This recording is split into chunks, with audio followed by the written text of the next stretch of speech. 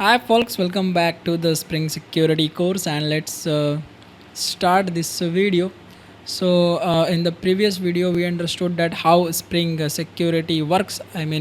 I talked about the Spring Security architecture. Now it's time to learn about authentication things.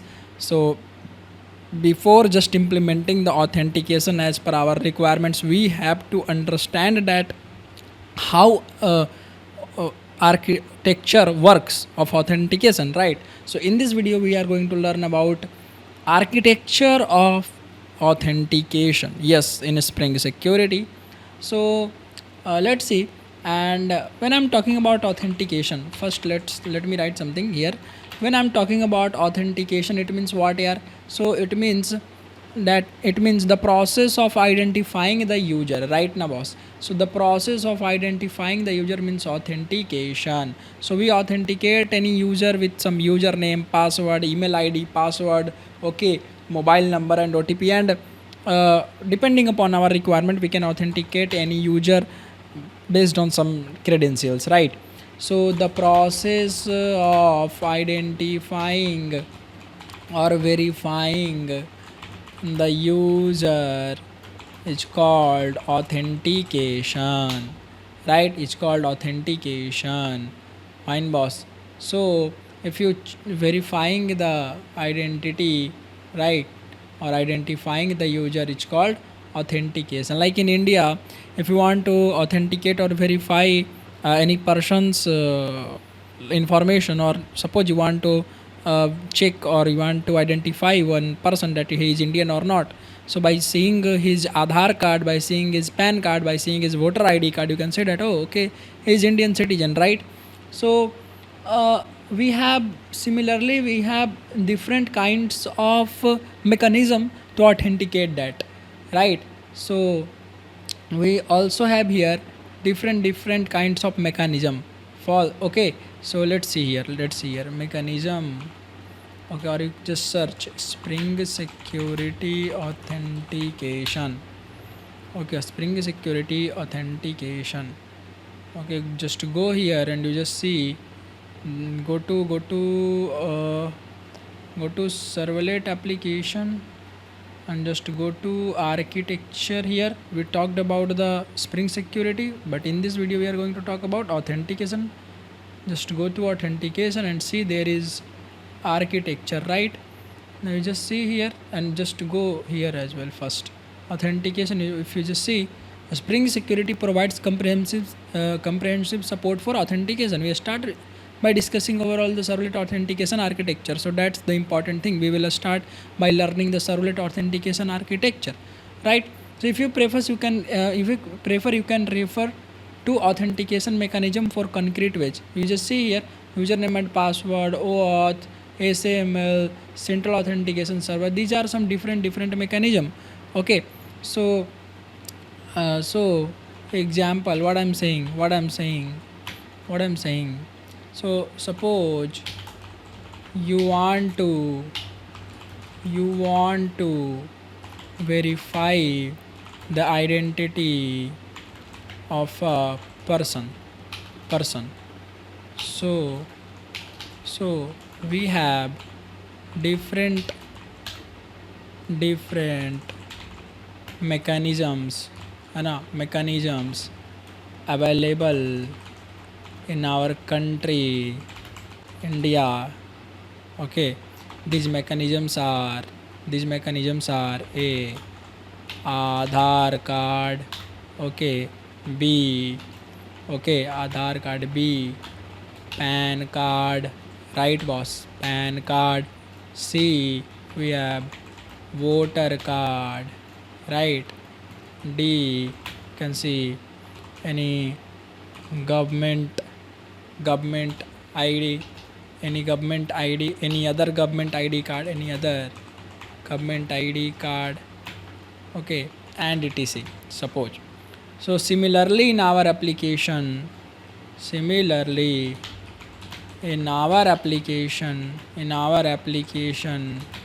we can authenticate or verify the identity of a user by using following mechanisms. Okay, mechanism. So mechanisms of, you just see here, authentication mechanisms. Fine, boss. Application authentication mechanisms. Okay, in Spring Security, that Spring Security basically supports. So here we have what, boss? This all things, right? This all things. Fine, boss. Here we have central authentication server, we have remember me. Okay, we have this much of different authentication mechanism, like username and password will demand username and password from the user. OAuth 2 will demand the OAuth login system, like you have Google account, you have GitHub account, you have Facebook account, you have Apple ID account, right? So that's the OAuth kind of thing. SAML, okay, central authentication server, okay, remember me, JAS authentication, X509 authentication, and basically you have one another, that is JWT authentication system, right? So JWT authentication system comes under username and password, because based upon the user credentials, like username and password, email ID and password, JWT is just generating one token. So internally it's all about the username and password. That's why JWT authentication things comes under this username and password mechanism. Fine, boss. Let's see. So we have different mechanism, like for Aadhaar card verification you need UIDAI mechanism, like the department who manages the Aadhaar card things, right? For PAN card you have some PAN card department who will verify on PAN card mechanism system, verification system. Voter ID, for there is like election voter department will be there, voter card verification department will be there. So we have different mechanisms. So similarly we have also different mechanisms that we can use in our application to set up this authentication system, right? So username and password will do its job. I mean, username and password will check the verification of the user, or verifies the user based upon the username and password. Like, so similarly each of the authentication mechanism does its own job. Okay, how they verifies or how they authenticate the user, that's the thing. Okay, so in Spring Security we are free to choose any kind of authentication mechanism. Okay, in Spring Security, okay, we are free to choose any of the authentication mechanisms that is supported by Spring Security. Okay, so the above, these are the authentication mechanisms supported by Spring Security. Fine, boss. Okay, so you can just use any of these. Fine. Now here just see. Okay, now see what is the next point. So this is all about the authentication. Fine, boss. Authentication means just verifying the user or verifying the identity of a user, that okay, this user is valid to enter in our app. Okay, like okay, we will allow this user to use our app. That's the whole thing. Now when you talk about authorization, fine, boss. Authorization means giving access based roles. Okay, boss. Okay, giving roles based access, you can say, that's the better word actually. So you have authorization. Now authorization means, okay, authorization means giving the user access capability. Okay, access capability so that user can perform only granted or only granted, yes, you can say only granted activities in our app. Okay, so example, let me relate it with, okay, suppose like here in college, I'm just writing in college or university, in college or let's say university. So here what is happening, boss? In college or university, student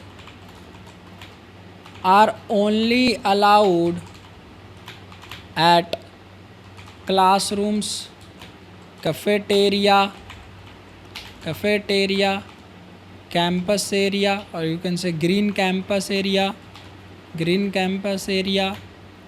and what, boss? And principal's office. That's it. Student are only allowed there, and also sometimes lab and some more, let's say etc. Now you have professors. Fine, boss. Now professors are only allowed in a staff room. Okay, staff room. Fine. Are only allowed in a staff room, classrooms, okay, green campus area, okay, principal's office. Fine, boss. Principal's office, and let's say etc. Okay, professors are not allowed to do any irrelevant activities or go to any other department, like professors like finance department, okay, and etc, let's say, right? You have principal. So now principal or dean, you can say, or managing director, or chairman, okay, managing director, they are allowed to visit almost any department and in any area of the college or university, boss, of the college or university. So here, based upon their roles like someone is student, professor, okay, principal, okay, based upon their roles, they are having granted authorities. Means what, boss? Nothing but access capability in the college or university. Fine, boss. So similarly in our application, right, similarly in our application, we also need to configure these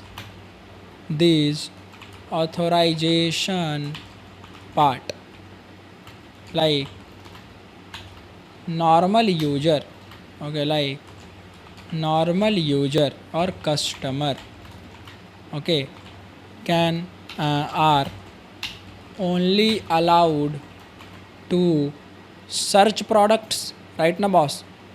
Search products, suppose, okay, buy products and some another things as well. But admin, or you can say seller,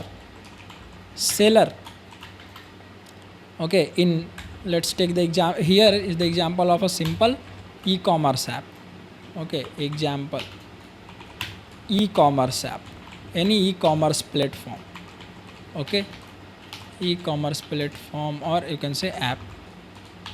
Then normal user or customer are only allowed to search products, buy products and etc. But seller are allowed to edit their products, or you can say inventory. Okay, they can update. Seller, he can update the product details, its prices and much more, right? So fine boss. Similarly, okay, admin, now admin is there, are allowed to cancel order, right? Cancel order, okay, or also cancellation can be done from the both the sides, like normal user can also cancel, right, and admin can also cancel. So based upon the requirements of our application, we decide that the normal user should have multiple accessibility, right? Multiple granted accessibility or multiple granted authority, so that, like, you are getting my point.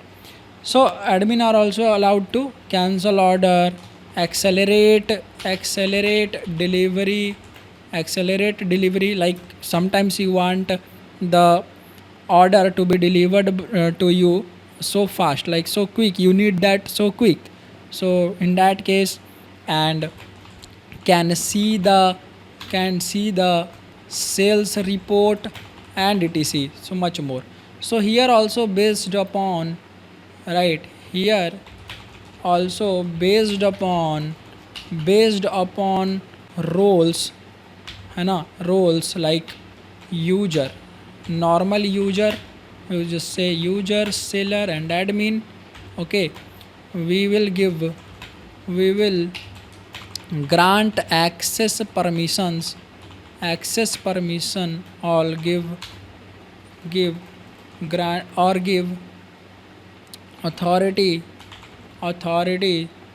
to the different users of our application, so that they can perform only those activities or tasks that the role is allowed to do, that the given role, that the assigned role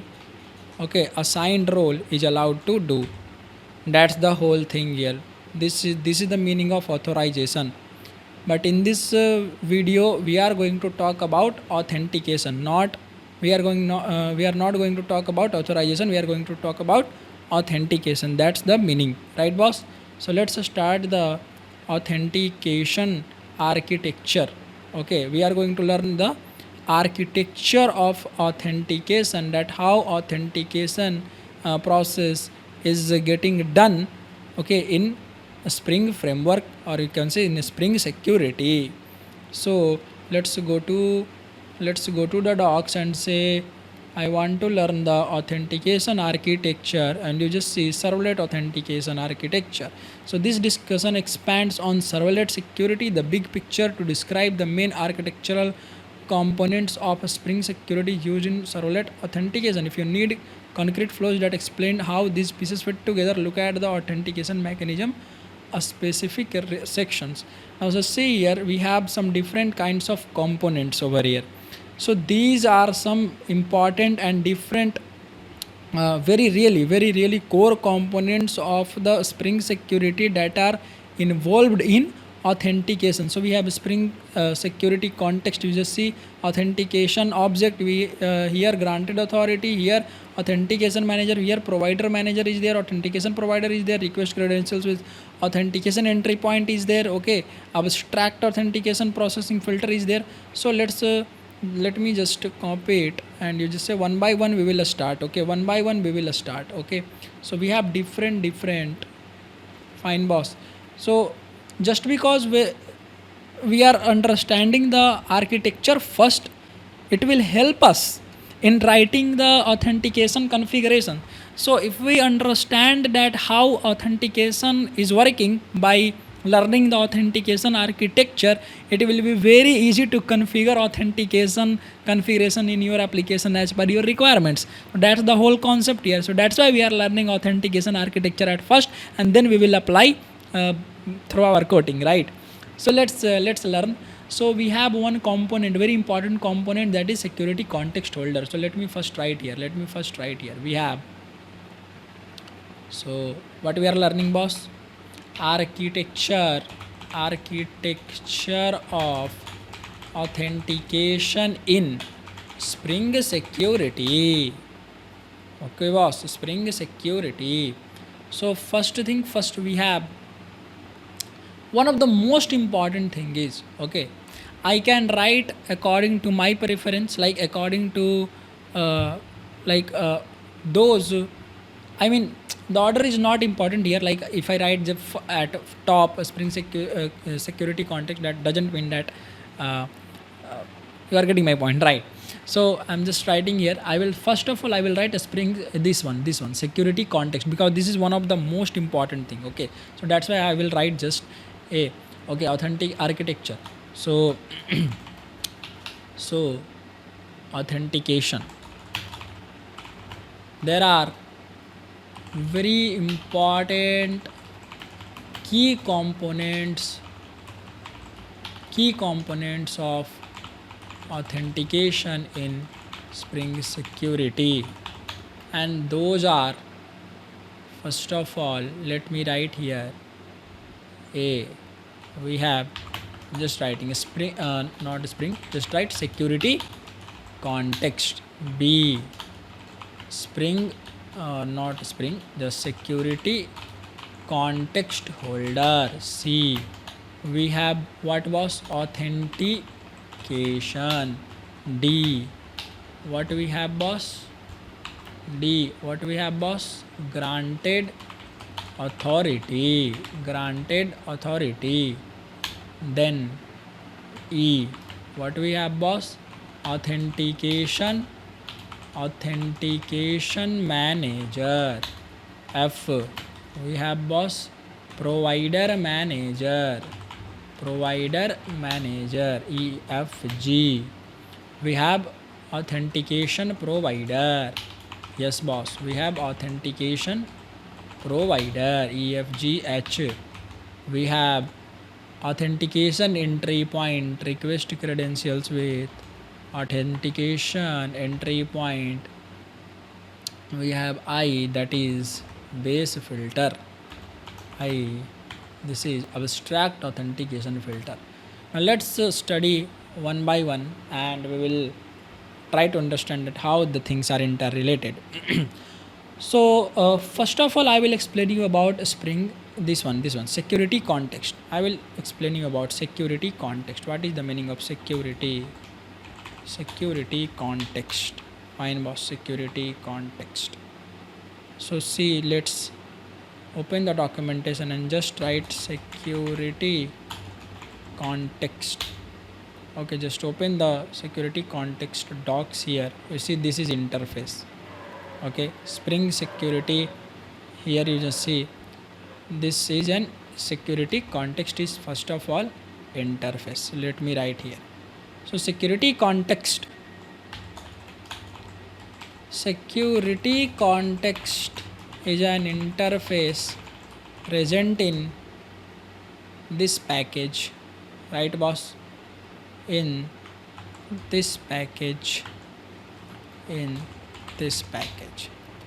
Now when we talk about the Spring, when we talk about this security context object, it means we have security context IMPL. Okay, implementing class of security context. You just see security context IMPL is there, right? So by default Spring is providing the implementation. You do not need to do any kind of security context things. Okay, so when we talk about, okay, here when we talk about the security context, it means we are talking about the object of its implementing class. That's it, because this is the interface, right? Now see here, security context is the most important, or you can say it is the core component of Spring Security. And why I am saying that? Because Spring, not Spring boss, because Spring, every time I am just saying Spring Security, right? Because security context objects holds the authenticated user object, you can say information. So if any user is authenticated, then his information is kept inside the object of security context. Yes boss. Suppose this is the object of security. Okay boss, let's say this is the object of security context. Okay, this is the object of security context. So suppose security context object is there. Now when any person is authenticated, it means suppose one user is authenticated, then his data is kept under this. Fine. And it is also one object that is called authentication. Okay boss, that is called authentication. Fine. Now this authentication component holds the data in three different parts. One is principal. Okay, okay, principal, here it says principal. Fine, it says principal. Then credentials. Okay, then credentials, and then we have authorities. Fine. So what I'm saying about, if you just see here, this is the security. I'm just talking about this part. Okay, I'm just talking about which part boss? Let me just write here, snipping tool. I'm just talking about this part only. Okay, I will come to security context holder, but just study this one. Okay, authentication object is there, principal, credentials, and authorities we have. So when you just go here and say, what do you mean by this security context? Just see, it has one object called authentication, right? Authentication. So here Spring Security is the most important, we can say it is the core component, because Spring Security context, this security context object holds the authenticated user information in form of which was? In form of authentication object. So if a user is authenticated successfully, then an object of authentication component, you can say, is populated inside the security context. That's it, in the security context. Now let's understand the authentication. You just see authentication. Okay, authentication is also interface. First of all, let's understand the authentication. Fine boss. Now authentication is also, you just see here, when you just search for authentication, authentication in Spring Security. Okay, authentication, not this authentication boss. I need Java docs. See, interface authentication. Here it is interface. Authentication is an interface, okay, present in the which package box? In this package, core package, security core package, in this package. If we talk about authentication object, it means we are talking about the implementing class, है ना, implementing class object of authentication interface, right boss? Yes sir. So now authentication contains three things: principal, credentials and authorities.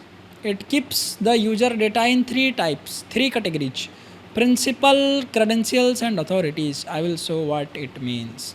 First, understand this. It has different kinds of, you just see here, different kinds of implementing classes. You just see username, password authentication token, remember me password authentication token. You just see here SML2 authentication is there, okay, and you just see OAuth2 authorization token is there.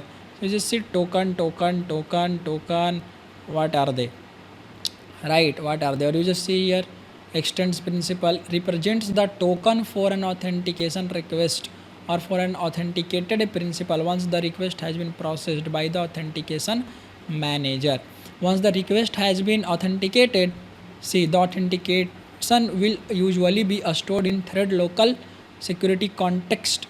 What I said, कि once the authentication of user is done, suppose one user is authenticated, now authentication object will be automatically stored into security context. You can see here, suppose one security context is getting created.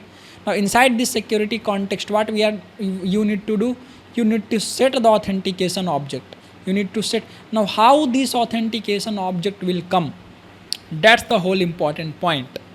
From where this authentication object is coming? So this authentication object is coming from authentication manager. Authentication manager will give you the authentication object. Who will give the authentication object? Authentication manager. You just see here, represents the token for an authentication request or authenticated principal. You just see that has been processed by authentication manager. So authentication manager will give you the authentication object, boss. Fine. Who will give? So here the question is, here not the question, the main important point is, okay, authentication manager will give the object of authentication. It means authentication manager, right now boss, it means authentication manager will give the object for one of its implementing class object, right? You have many implementing class here, right? See, authentication manager will give the one of its implementing class object. Example, okay, example, you have different this one, you have different like, you just see here, SAS authentic username and password authentication token. Okay, I'm just writing here. You have username and password authentication token. You have SML2 authentication token, right? So testing authentication token. This token contains what, boss? This token contains all the details. Okay, that this token represents the bearer token, you just see. Okay, and you just see JAS, or you just see here JWT authentication token. Okay, so based upon the authentication mechanism and etc. Okay, now how this authentication manager is giving any of this implementing class? Okay, these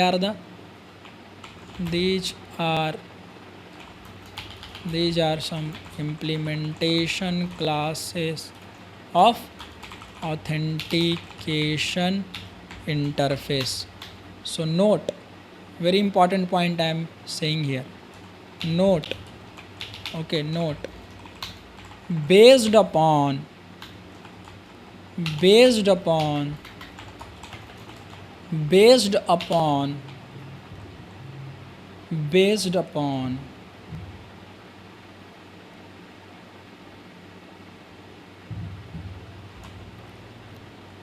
see here, boss, based upon the authentication mechanism that we are using to authenticate user in our application, authentication manager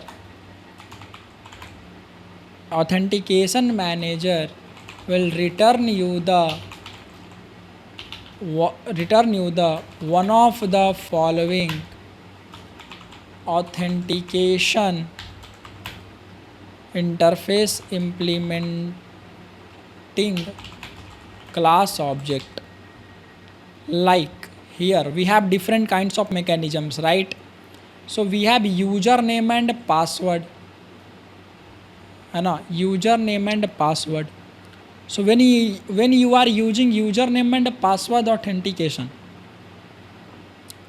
okay, authentication mechanism, let me just write here, authentication mechanism.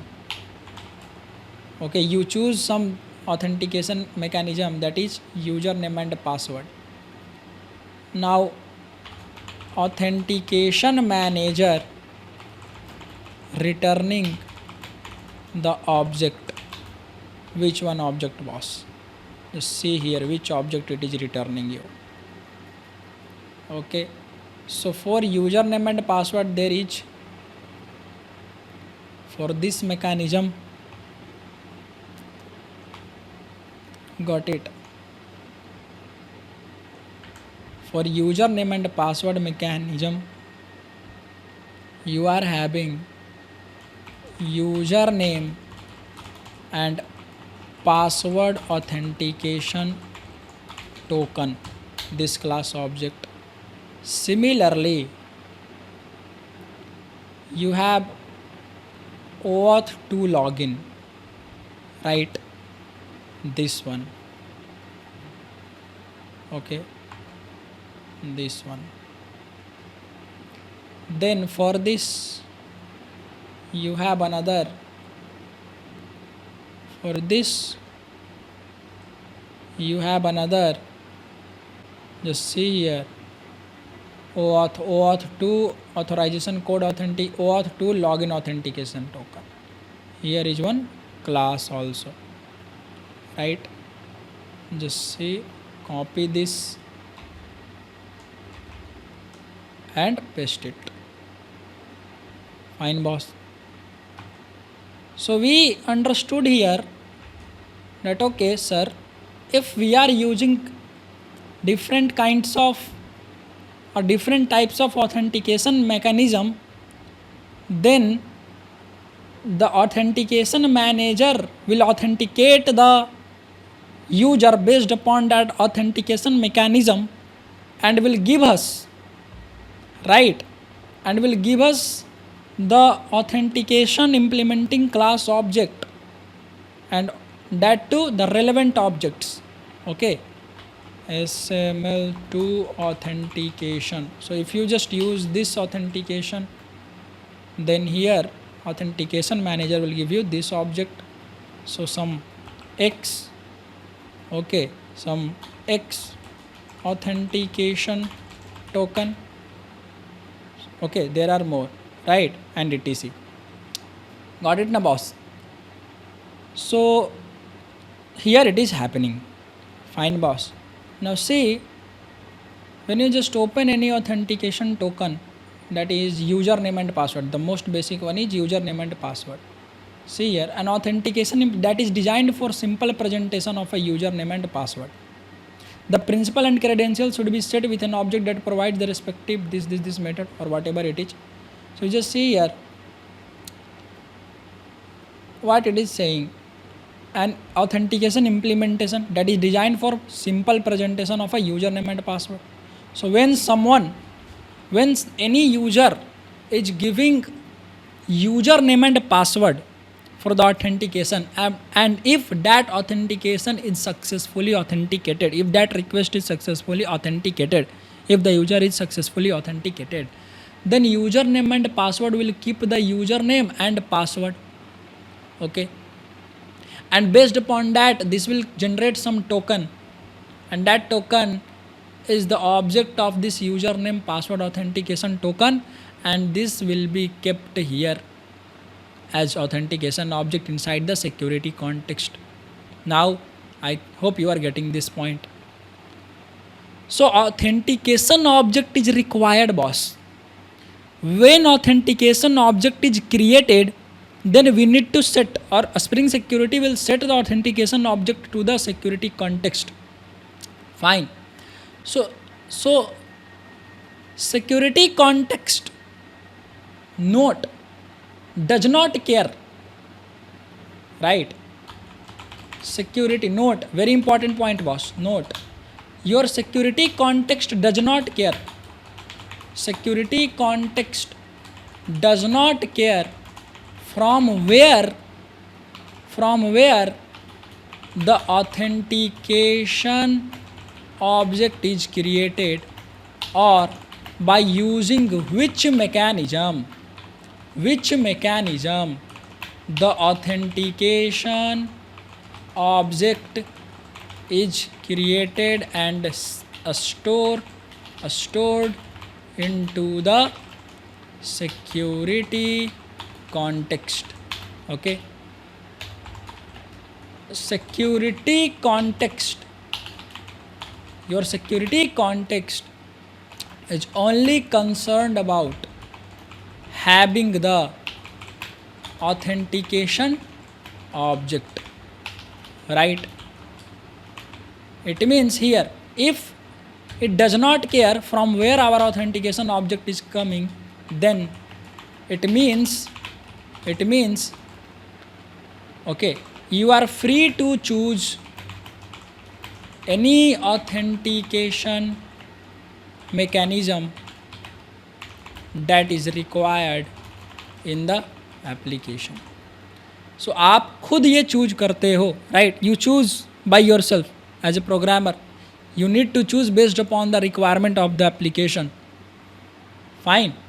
So Spring, this security context does not really care about how the authentication object is coming, how it is getting generated, which class object it is generated. Okay, I don't care. Who says? Security context says. Security context says, hey, I just want to have authentication object.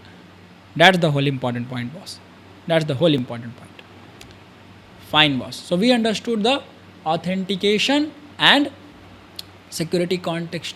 Also, see, an input to the authentication manager to provide the credentials a user has to provide to authenticate when used in this scenario is authenticated returns false.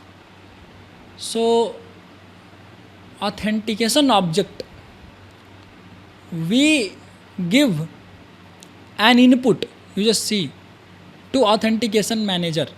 So this authentication, okay, object we need to give first.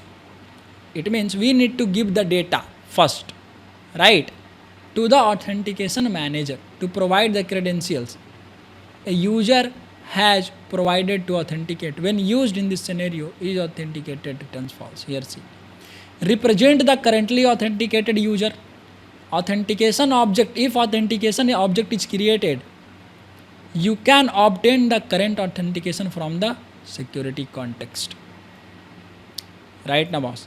So the authentication contains, you just see here what I'm trying to say here. कि authentication, okay, the main important point, represents the currently authenticated user. Authentication object that is stored in the Spring Security context. This stored object of authentication is representing the current authenticated user. Fine, current authenticated user. Are you getting this point? So suppose Rahul is trying to log in, okay, or Rahul is trying to authenticate himself in the app. So Rahul, fine, Rahul is there and Rahul has some data like username, password, right? And suppose it is authenticated. So this authentication object is created. Authentication object is created. Now inside this, what you are having? Principal contains what, boss? Principal contains, let's say, user ID, okay, some user information. You just see principal identifies the user when authenticating with username. This often instance of user details. So principals means user details, right? User ID and important user information.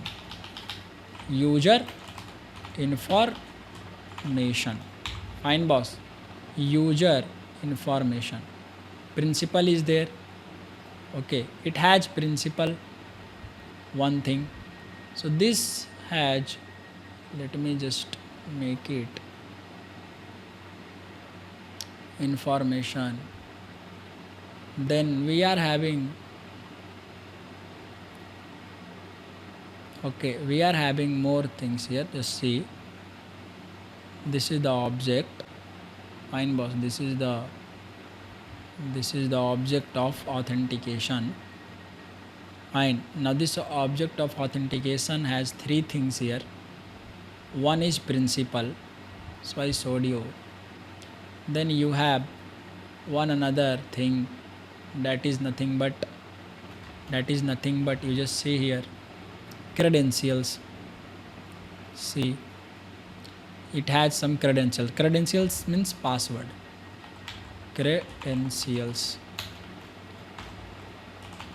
Password, I will tell you. Okay, now this we have is authority. You have authority. Fine, authority means roles, right? What are your roles? Like you are user, normal user, customer, admin, or what? Fine, boss. See here, authorities. Go below. Authorities means the granted authority. Okay, high level permission the user is granted. Okay, just see here, roles, or what I can say, permissions that is granted to the user. That contains here authority means. See, so principal means identifies the user. Principal, when authenticating a user name, password, this often an instance of user details. I will come to user details, please be patient. Credentials, often password. In many cases, this is cleared after the user is authenticated to ensure that it is not leaked. So what is the use of password when the person Rahul is authenticated? Right? There is no use of the credentials now.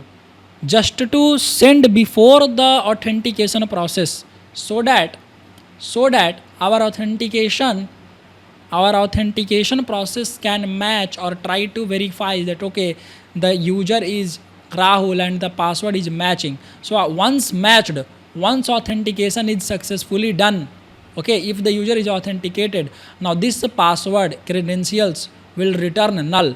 This will give null. Fine, this will give null, okay, if the user is authenticated.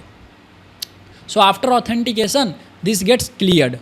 First of all, authorities means the granted authorities that are given to the user. Two examples are role and scopes. I already told you here. Fine, boss. So principal means what, boss? So principal means some user information like his user ID, username, something like this. Now this is coming from user details. Okay, user details is returned by the user details service, the DAO authentic. We will come to the user details, but not now. Please wait. Okay. So principal is an often instance of user details. Can I see this? Let me write here. So principal,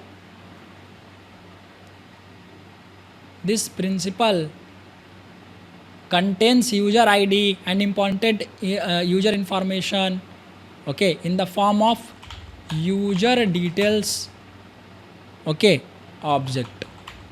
Fine, user details object, and this has null once it set, okay, this got null, this got just null after the authentication.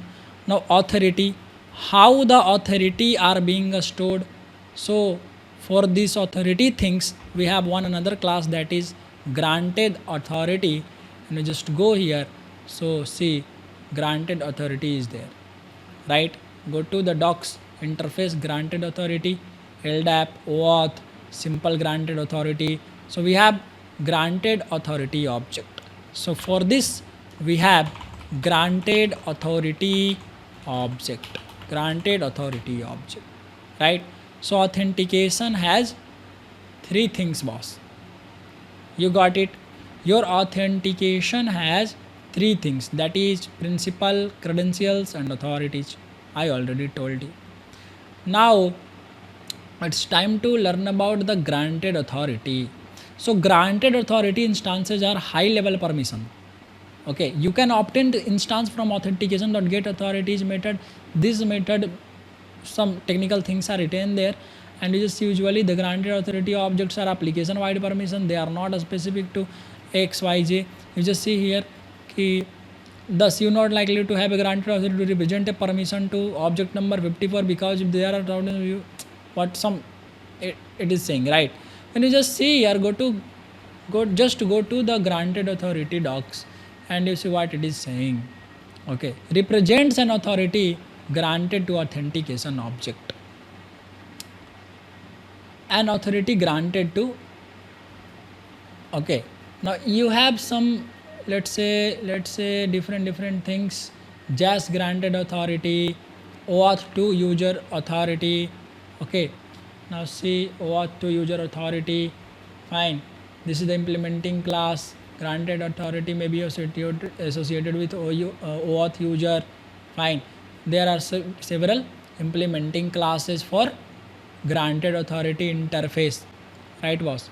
So granted authority represents the, let me just make some space and write. Let me make some space and write here. Granted authority. Next topic is our granted authority. Fine. Now granted authority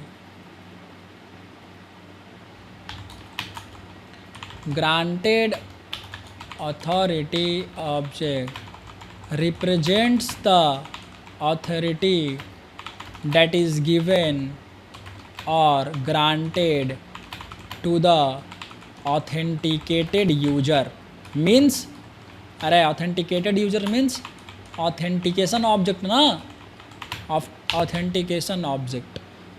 So if our authentication object has some, let's say, role, okay, let's say user role, normal role, then that is the component of granted authority.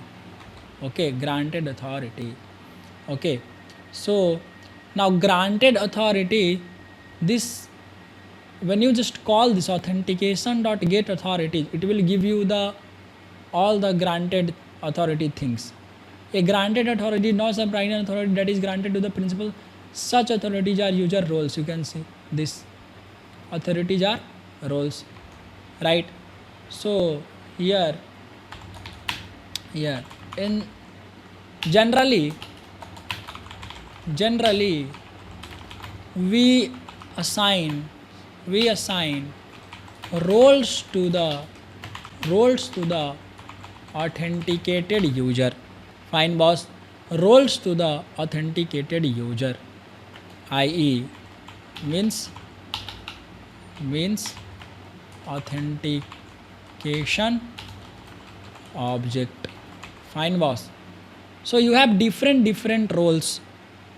Fine, you have different roles. Let's say role user, role admin.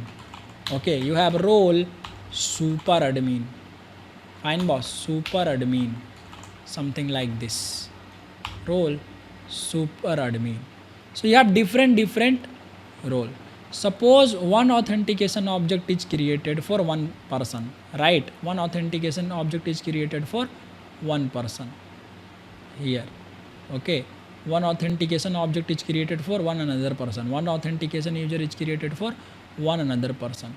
Fine, this is authentication object. These three objects are nothing but authentication object. Okay, so let's say role user is assigned to this authentication object. This authentication object was Rahul's object. Okay, Rahul user Rahul. Who is user? Rahul.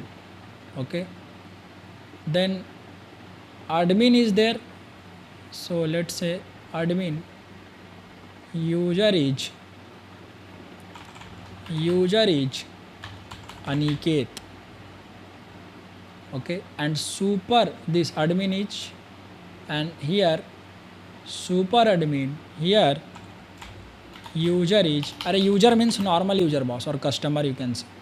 Here Radhe Shyam. Okay, Radhe Shyam, it's super admin. Fine. So authentication objects are there. Now granted authorities are there. So role user is there, role admin is there, role super admin is there. That's the meaning of granted authority, boss. That's the meaning of granted authority. Now role user can perform only several activities. Role admin can perform only several activities, and super admin can perform many activities, so many activities. So how they are performing, how these roles are performing different activities and different list of activities, that is the representation of, you can say, granted authority, or you can say granted authority represents this, that our role is doing some works. Now how these things are being provided by the help of roles, that is because of granted authority instance. Fine. So that's the meaning of granted authority. Fine boss, you got it. See this method, here you just see, see, one user can have many authorities. Note one more important point here, right? Note, it is possible that one user is having multiple granted authorities, i.e. i.e. one authentication object can have multiple granted authorities. Okay, fine.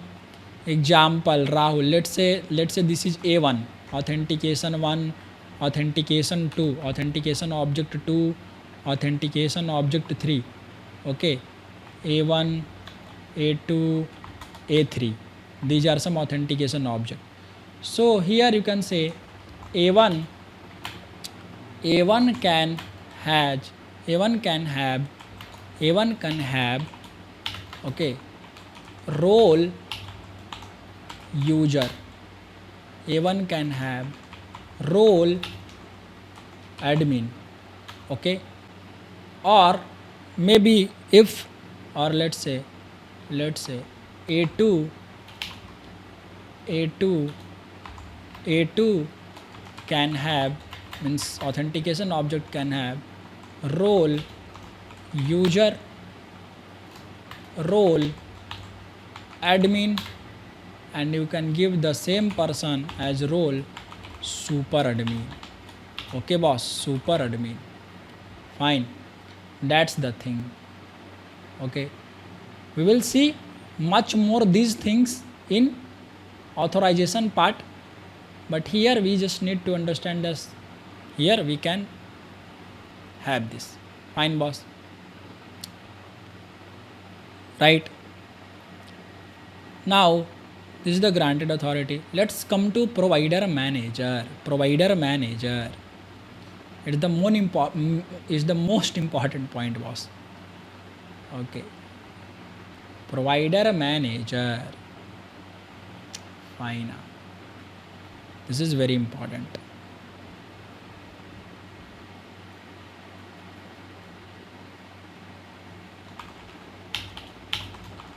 Provider manager, just see here what is happening here. Provider manager is the most commonly used implementation of authentication manager. See, now who is authentication manager? First you need to understand that, right? Who is authentication manager here boss? So let's go here, granted authority is there, authentication manager is there first, right? Yes, we need to understand we will study it. We have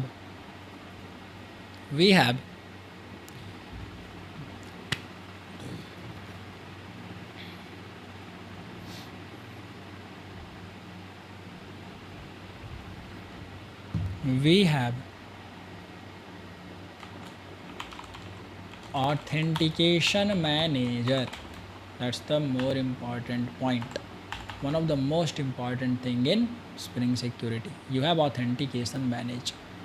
See this authentication manager. Authentication manager is the API that defines how Spring Security's filters performs authentication.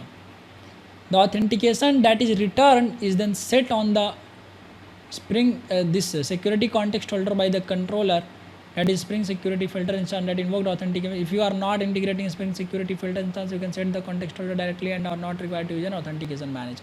While implementation of authentication manager could be anything, this, right? You just see here, go to authentication manager and see, this is first of all, this is interface, right? This is processes and authentication request. Okay, so authentication manager handles your request things.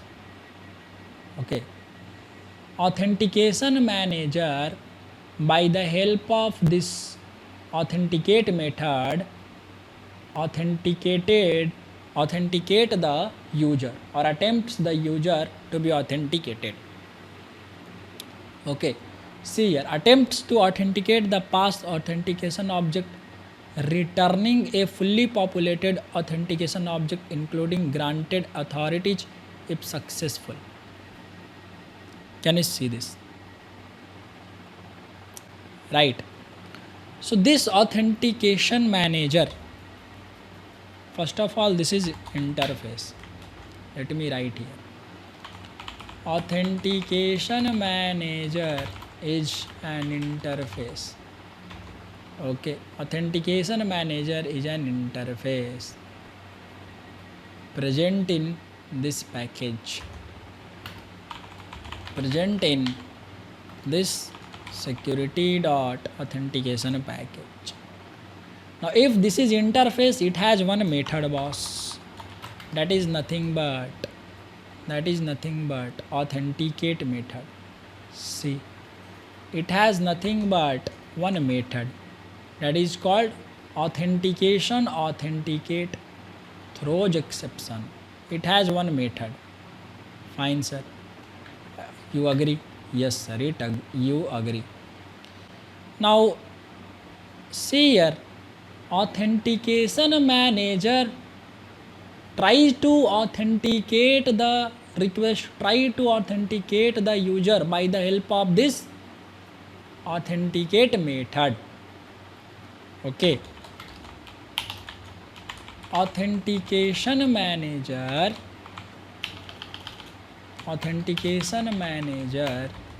here, see, attempts to authenticate the past authentication object. Authentication manager, okay, tries to authenticate the given user. Okay, now question is, suppose Rahul, suppose, that's a question, Rahul is a user and wants to use the Spring Security configured application. So how he can be authenticated? Okay, how he can be authenticated? By giving username, okay, by his information. Okay, so authentication manager takes the help of authenticate method. Answer is, okay, authentication manager takes the help of authenticate method. Right here, authentication auth method to attempt authentication process. Right, boss? By the help of this authenticate method execution, authentication manager will authenticate the process. Authentication, you can see this authenticate method is demanding one authentication object. Fine, boss. Authentication method here is asking one authentication object. Okay, authentication, just say authenticate method here is asking one authentication object. So we give the authentication object to the authenticate method. Now this authentication object will contain the username, password of the user here. Example, Rahul will give the username and password, right? Username and password. Then the username and password will be set to the authentication object. Fine, boss. Are you getting my point or not? So here this is authentication object. Fine. Suppose this is your authentication object. Nothing but authentication object. Authentication object. Right now your user is not are you getting my point? Your user is not verified or authenticated. And authentication object has 2-3 things. First of all, it has credentials here in between, then here principals means user things, and then it has authorities, right? Principal. So here this object, authentication object, and it contains 3 things: principal, credentials, authorities. So these 2 things, fine boss, the principal means user data and credential will come from, okay, here the principal and credential will be set from the given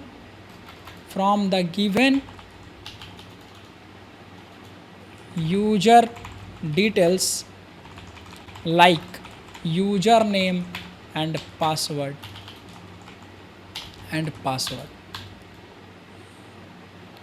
Important note, how to give the username and password details. Okay, how to give the username and password details. Note, question, how to give the username and password details. It means principal and credentials details. Are you getting my point? Credential details, how you can give, okay, so you can give through the object of user details. That's the whole important point was. That's the whole important point. Okay, through the object of user details class, you can pass the, or you can give the principal and credential details to the authentication object that is going to be authenticated. Okay, that is going to be, it means in process, it is not authenticated completely, it is going in the process of authentication. So credential details to the authentication object that is going to be authenticated. So that's why we have user details, and here you see principal. Okay, see user details is there or not. User details, go here, user details, interface user details. One user details is there or not, boss? One second, I think I have written here C. User details is one, interface. Okay, now just to go to methods, here it has, see, get password, get username, get authorities, everything is there or not, boss? Everything is there or not? Is enabled, credential expire or not, right? So it means when you create the implementing class of user details, you need to collect the information. Fine, you need to collect the information like username, password, okay, get authorities is there, right? So here user details and password. Through the object of user details, you can give the principal and credential detail to the authentication object.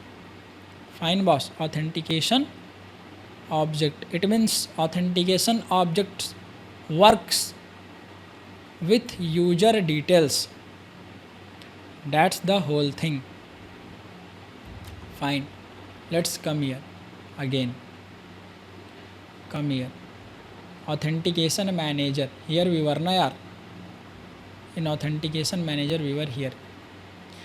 Now once then suppose you given the object of authentication to authentication manager. Suppose this is authentication manager. Fine boss. This is auth manager. Let me write here. Authentication manager. Here you are having one authentication object. One authentication object. One authentication object. Okay.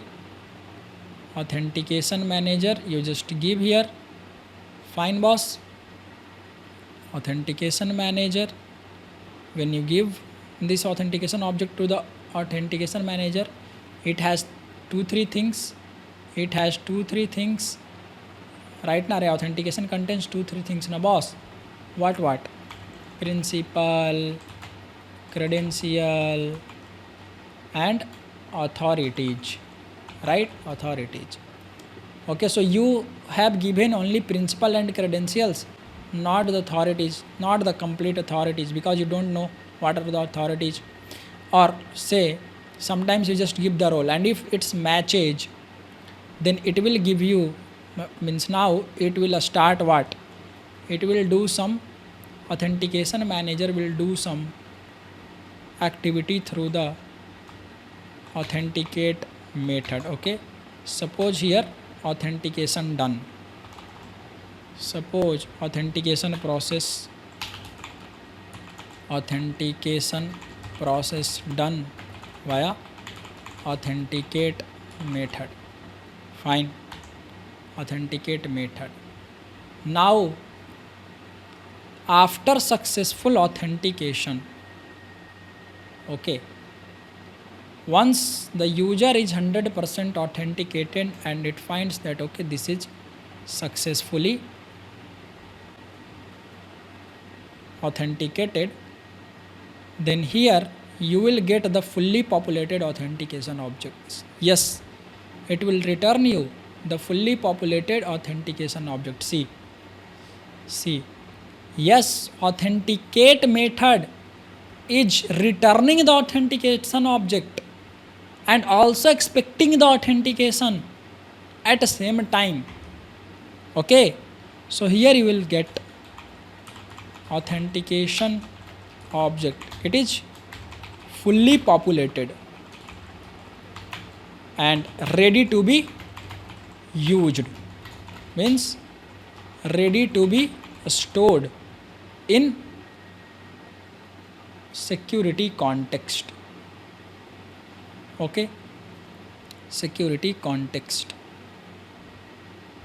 Here if this authentication object is authenticated completely, then it is ready to be stored in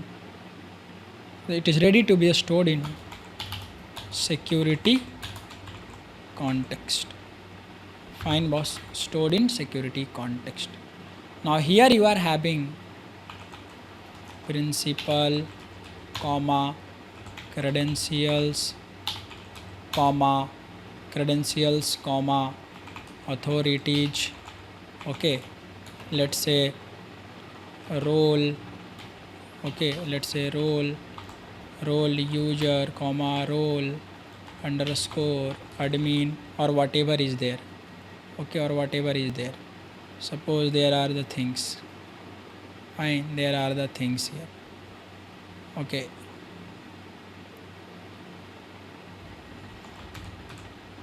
Okay, now here you have all these things. Fine. And your credentials, it contains, this contains null. Okay. Principal. Okay. Some, okay, you can say user ID and some user ID plus some data, some other things. Yes or no, boss? Right. User ID I just said. You can say that yes, user information or anything, username, user information, some another things. So credentials becomes null here. So note, very important point. Note,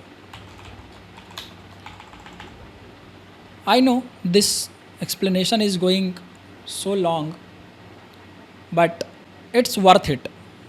It's really worth it. Once you end this, once you complete this lecture, it will really worth it. Okay. See here now what is happening, boss. So authentication manager is authenticating the user by authenticate method, right? Authenticate method. So authenticate method, okay, authenticate method is asking authentication object. Authenticate method is returning the fully populated authentication object. Same, it is returning also the same object. Yes, boss. Got it? Yes, sir. It is returning also the same object reference, or you can say it is returning the it is returning the authentication object, and also it is asking, and also it is asking for authentication object. Okay, authentication object. Fine, boss. Yes, sir. So that authentication object, okay, which is not authenticated, that is not used, okay, the fully populated after authentication or after successful authentication, the authentication object returned by the authentication manager is ready to be stored in the security context. Hence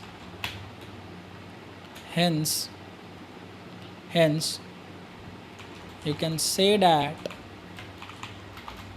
user is authenticated successfully if security context is populated, right? Means security context is having the authentication object. This is the whole game of authentication manager and authentication object. I hope you are getting this.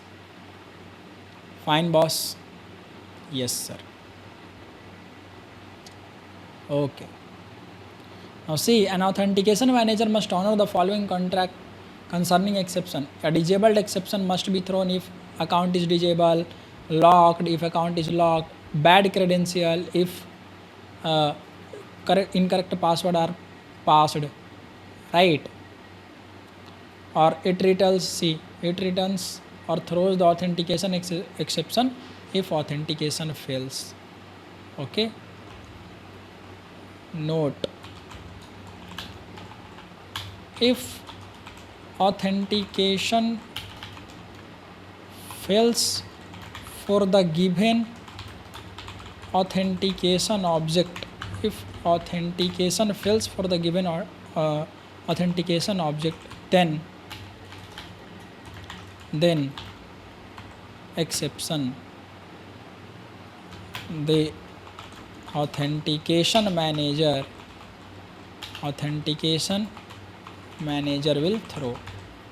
Okay, so it will throw this as well if not like if authentication fails, authentication exception. That's the whole bunch of thing here. Fine, we already learned about authentication manager. Now see here, so this is the authentication manager, right? But as I told you, authentication manager is an interface. It means when we are talking about authentication manager component, we talk about its we talk about its implementing class object, right? So let me write here.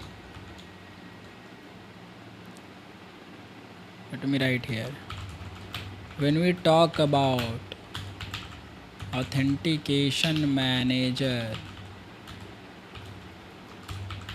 then it means we are talking about its implementing class, right?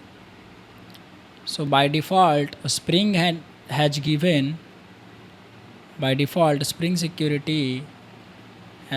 one. Okay, so here by default Spring Security has given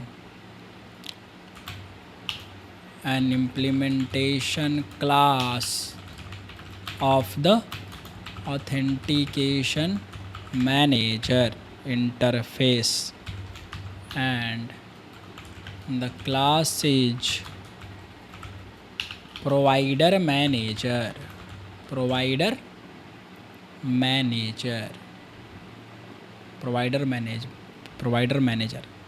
Are very simple na boss.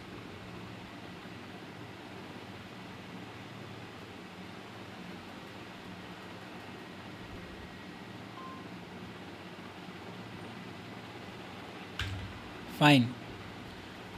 So till here we understood that how this authentication manager is doing its job, matlab what this authentication manager is doing its job, right?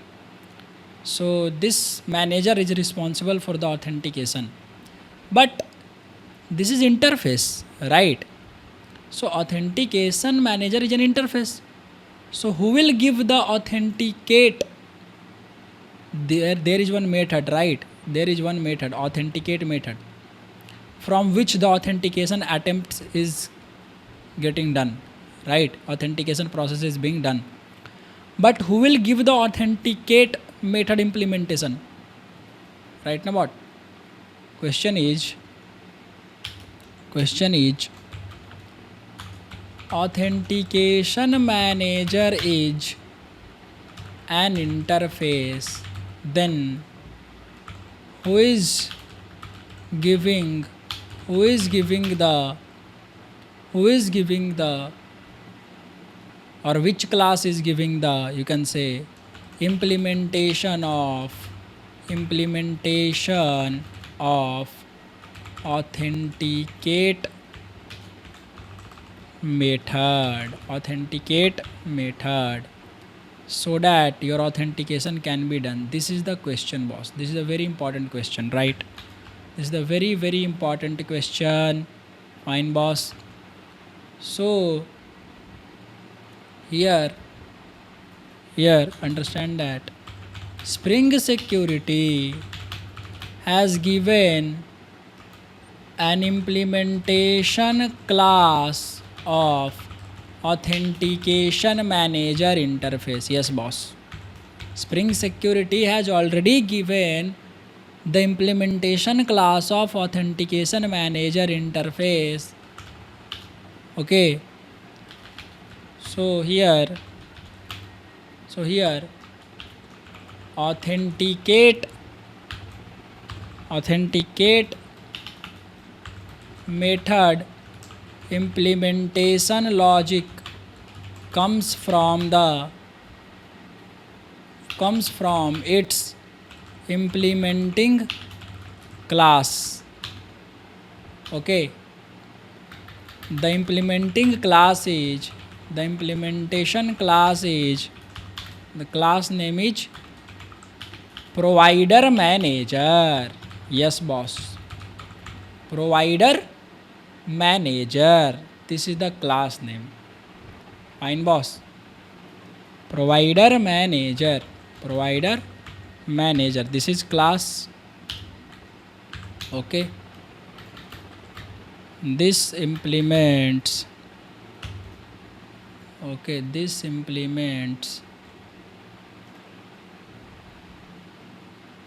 authentication,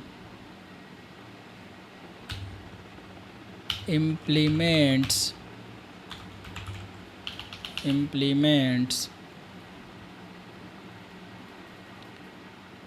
okay, authentication manager. Fine, boss. So it has one by default class that is called provider manager. So provider manager will have the authentication logic, okay, in the form of implementation logic of authenticate method, right? So your provider manager is there. Fine. Now it's time to learn about provider manager, right? It's time to learn about provider manager. When you just go here and see, there is provider manager. So provider manager is most commonly used implementation of authentication manager. Provider manager delegates to a list of authentication provider instances. Each authentication provider has an opportunity. See, so what this provider manager has, right? See here, this provider manager, fine, this is the implementing class of, this is the most commonly used implementing class of authentication manager interface, right? It is given by Spring Security itself. Fine, boss, you are not writing it, Spring Security is writing, already written it for you. Provider manager. Now see, provider manager delegates to a list of authentication provider instances. So now provider manager, when you just first open authentication manager. Fine, see, we have authentication manager here, interface. Now see, implementing classes, see, provider manager is there, right? Now when you go to provider manager, when you go to its method, it has different methods, right? See, it has different methods. After properties set authenticate, get providers, is something like this, set authentication event publisher, and some more, right? It has few methods over here. Now see here, provider manager, how this object is getting created. When you see the constructor of provider manager, here list of authentication provider is there, and providers you need to pass here, right? Or this requires provider manager requires authentication provider. Provider manager itself an authentication manager, no boss. It is just the implementation class of authentication manager, right? So I can say that authentication manager is dependent upon this authentication provider for the implementation logic. So the actual implementation logic of the authentication process is written inside this authentication provider, right? So provider manager, or you can say authentication provider usage, right? Not authentication. You can say that provider manager or authentication manager uses authentication provider to authenticate, right? To authenticate. See here, authentication providers are usually tried. See, it has what? List of authentication providers. Boss. See, it has provider manager delegates to a list of authentication provider instances. Each authentication provider has an opportunity to indicate that authentication should be successful, fail, or indicate it cannot make a decision, allow a downstream to the authentication provider to decide if none of the configured authentication provider instances can authenticate, that fails with a provider not found exception. Fine. So it means provider manager delegates the authentication things to authentication provider. Okay, so here I am saying provider manager provider manager is nothing but authentication manager, right now boss? So provider manager has list of authentication providers. Now here, list of authentication providers. Okay, list of authentication providers. Now what do you mean by this authentication provider, boss? What do you mean by this authentication provider? Okay, so authentication provider, see here, when you just see, it has list of authentication provider. Just open this authentication provider. Interface authentication provider is there or not. Indicates a class can process a specific authentication logic, authentication implementation, right? See, it has the authenticate. Now see this interface, authentication provider, all known implementing classes. Can you see here? All known implementing classes. See, right? So authentication provider, it has all known implementing classes. You just see here, this is interface, and here it comes. Go to authenticate method. See here, authenticate method is already here or not? Also, now what it has, boss? It will write, okay, your authentication provider will have the implementation logic of, you got it? So authentication provider, here let me write very important thing. Authentication provider, I will talk about authentication provider. Okay, further, authentication provider is the main component in Spring Security which has the actual implementation, boss, actual implementation of authentication, nothing but that is actual implementation of authenticate method,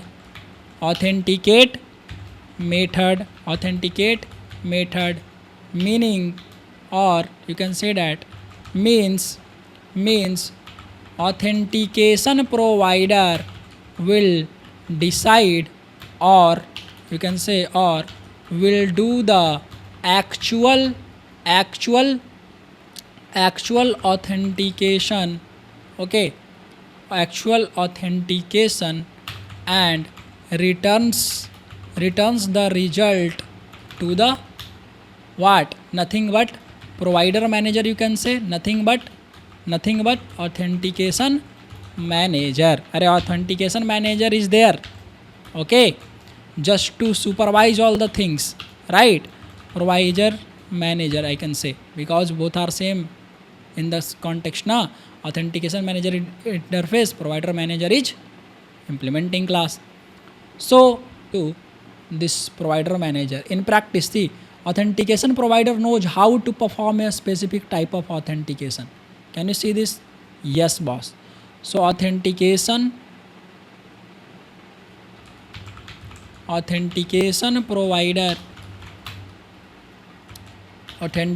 provider decides how to authenticate any user. Okay, any user. Who knows? Authentication provider. See, for example, authentication provider might be able to validate a username or password, while another might be able to create SML assertion, right? So we have different kinds of authentication provider, boss, right? We have different authentication providers. So we are going a little bit into authentication provider from the authentication manager, as we already discussed the authentication manager and what is the work of what is the work of authentication manager. So provider manager is just authentication manager. It's just the implementation class of the authentication manager. So fine, here we are learning now authentication provider things. So authentication provider is the main component in the Spring Security, which has the actual implementation of authentication, okay, which decides that how the authentication of a user must be done. So it has the actual implementation logic of the authenticate method, right? So now we just studied that authentication providers, there are n number of authentication provider, boss. Okay, there are different authentication providers. Fine, boss. There are different authentication providers. Fine, boss. There are different authentication providers. See here. Let me just write. Okay. Here, if you just see, how can I say that there are different authentication provider? Okay. Suppose here, if you are giving username and password, then there is different authentication provider who will do these things. When you are using OAuth, right, as authentication, you are trying to log in with OAuth, then another person is there to handle that. Authentication provider means suppose you are at the airport, okay, and you are the VIP person. You are VVIP person. You have a first class ticket, okay, business class ticket. Now see, your checking, security checking will be done by bunch of other groups, by bunch of other people out there, right or not, boss? So authentication provider, suppose one is checking VIP person, one bunch of people, one group of people, or one group of security persons checking economy users, one group of people checking first class user, one group of people checking domestic traveling users, okay, one group of people checking international traveling users. Are you getting my point, what I'm trying to say? So at the airport there are different security guards or security teams. So here also there are different authentication providers which has different implementations of authenticate method, right?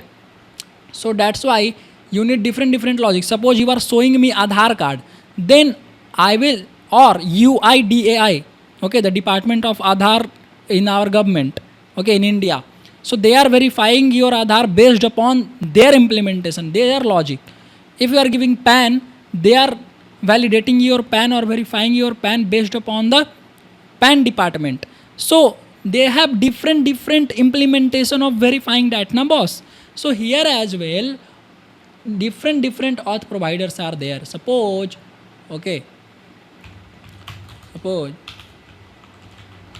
you are giving username and password, then X authentication provider is there to authenticate the user, okay, or to authenticate you. Got it my point here? You got it my point? Now see here. Now see here. If you are or if the user is trying to be authenticated by OAuth, right, by OAuth, okay, like Google, GitHub, Apple ID, right, Apple ID, or you can say GitHub, Facebook, then there is Y authentication. This is the name XYZ, okay, Y authentication provider, XYZ. And if the user is trying to be authenticated by JWT token, okay, then there is Z, some another, okay, some other Z authentication provider, okay, then there is, are you getting my point here? So we have different authentication provider. Fine boss. So here your provider manager, or you can say your authentication manager, delegates the authentication implementation things to this authentication provider. Fine boss. See here, provider manager. Then this provider manager is using the list of different authentication provider, X, Y, Z, A, B, C, D, whatever, 0 to N. Fine. Now see, can I say that authentication manager, okay, is there, okay, you see this, you are getting this point now. Provider manager is the what boss? So provider manager is implementation of this authentication manager, and provider manager has the different authentication providers list. Fine. See here, provider manager also allows configuring an optional parent authentication manager, which is consultant in the event that no authentication provider can perform authentication. There can be any type of authentication manager, but it is often an instance of provider manager. You just see. Now see here what I am trying to say. There are different, but this is limited, na? Array. Of course, there are different authentication providers are there, but still it may be limited, right? So if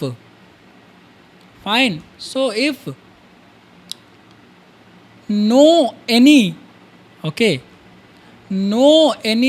providers, let me just copy this image. This is very correct image. Okay, see here. Oh, bad. Let me just use the snipping tools.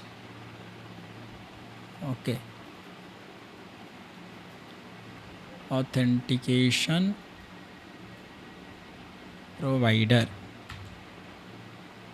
Here, let me paste it. Let me make some space.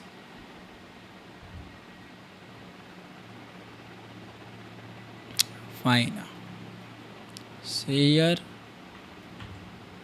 Here it is. So of course, there are different authentication providers are there, but still it may be limited, right?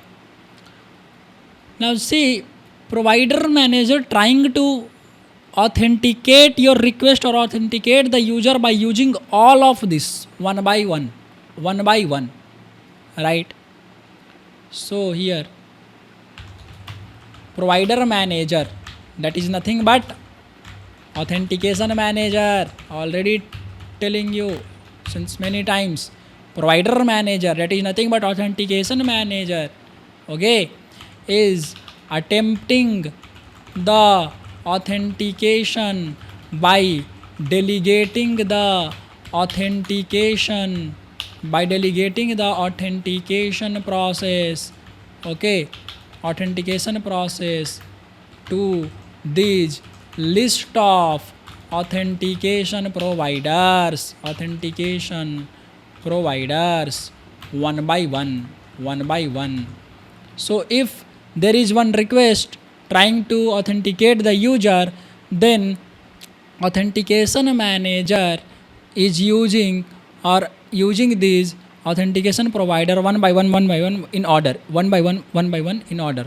So if the first, if authentication provider 0 is failed, suppose, okay, see here, if example,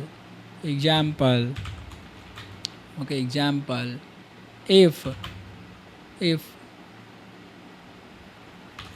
auth provider, okay, authentication provider, fine, 0 is failed to authenticate, then control goes to authentication provider 1. If it also failed the authentication, then control goes to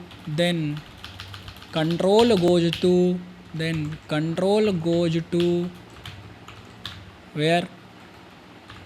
Authentication provider 2, okay, and so on until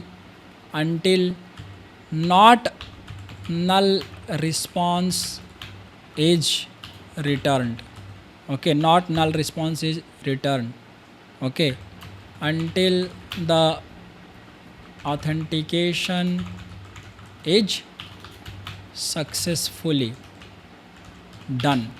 So it will try authentication, it will try, okay, it will try till authentication provider n, fine, it will try. So once it got, okay, suppose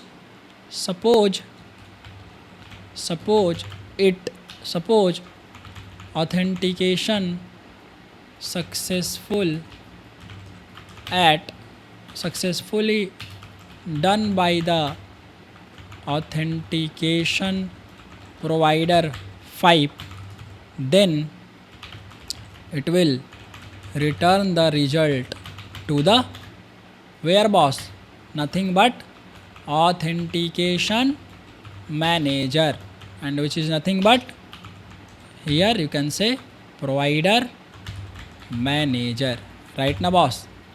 It will say, hey, authentication is done successfully, right? See here in practice, okay, provider manager also configures, see here, can perform, the parent can be, okay, but it is often, he say, in fact multiple provider manager might share the same parent authentication manager. This is somewhat common in scenarios where there are multiple security filter chain. So that is a whole different case. When you have different security filter chain, there is different case. We'll not talk about that. We'll talk about that in future, okay, in further videos, but not here. Now see here, we have authentication manager is there, provider manager is there. This is all about the for different security filter chain, okay. Now see here, once where I was here it is, see here, the same thing that I explained you. Each authentication provider has an opportunity to indicate that authentication should be successful, fair, or indicate that it cannot make a decision. So if the first authentication provider 0 cannot make a decision that, okay, I cannot do this, then the control goes to the second one. Then third one, then n, like this. So if one, suppose one, this authentication provider n successfully done the authentication, okay, like this. So then the control goes to authentication manager. But when no any authentication provider in the list, no any authentication provider from the list authenticated that user, then what happened, boss? See, then it will give a provider not found exception. If not any of the given authentication provider list, authentication provider performs the successful authentication, it means there is not the right or the correct provider right there configured. So which is a special case that is saying authentication exception that indicates that provider manager was not configured. So see here, authentication exception is not coming directly, but it is coming because of provider not found exception. Got it, Navas? But if no any authentication provider from the list performs the successful authentication, means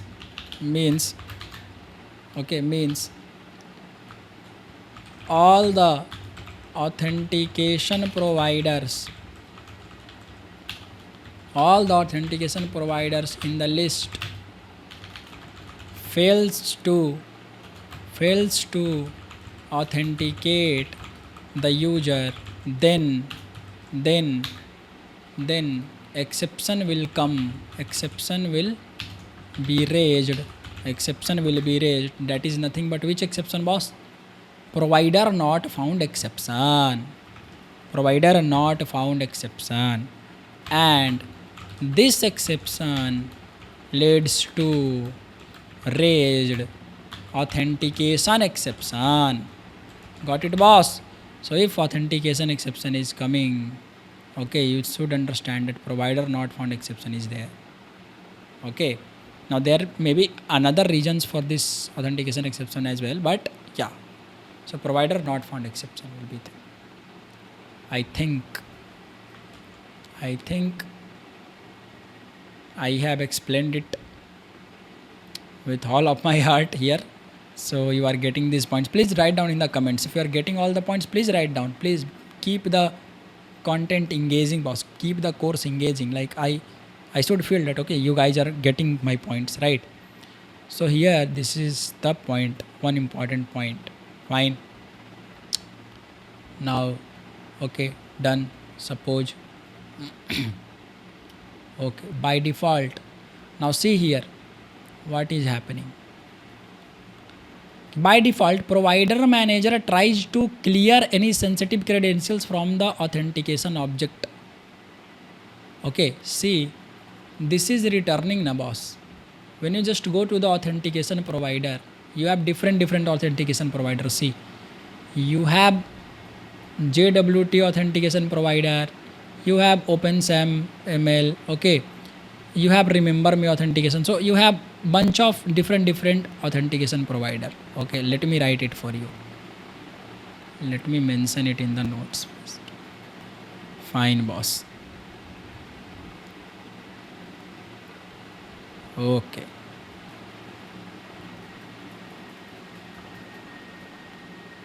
List of authentication providers. List of authentication providers. These are nothing but some list of authentication provider. Okay, I will just change the color to some different. I will just change the color to some different what, boss? Most useful or the most widely used LDAP OAuth to authorization code provider, login provider is there. Okay, remember me authentication provider. Okay, we have abstract user details authentication provider is there. We have different. Okay, one more, let's say these are some implementing classes of, because authentication provider is just an interface, right? That's why you have more. Let me just, yes, authentication provider, JWT authentication provider. Okay, now let me just erase this, don't need to write all of the things here. Okay, I think these are enough. Fine. So you got it, list of authentication providers, right? So authentication provider is the main component. Okay, and authentication provider, okay, here let me write authentication provider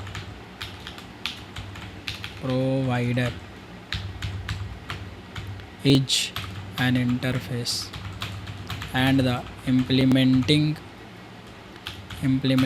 classes of the authentication providers gives the implementation logic of authentication for the authenticate method, right?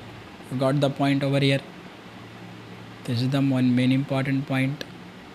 Okay, so that's the thing. So when we talk about authentication provider, we are talking about one of its implementing classes of authentication provider interface, right? See, so now this authenticate method is returning authentication, same object. So after the successful, okay, so when we are talking about the authentication provider component or object, then it means we are talking about the implementation classes of authentication provider interface, one of its implementation classes of authentication provider, right boss? So if note, very important point, note, okay, note, suppose here it is public class XYZ authentication provider, okay, provider implements authentication provider, right boss? Then this authentication provider interface has a method that is called public authentication, right? Authenticate. It demands authentication,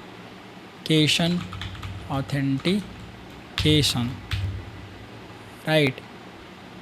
So some here what is happening boss? Here this method is having body, you can say implementation of the actual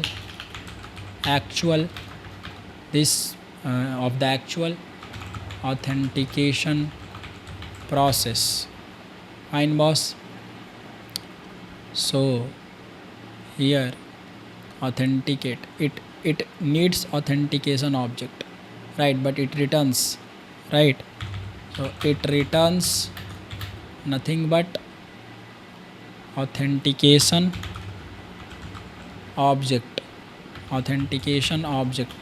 and it returns fully populated authentication object, fully populated authentication object when there is successful authentication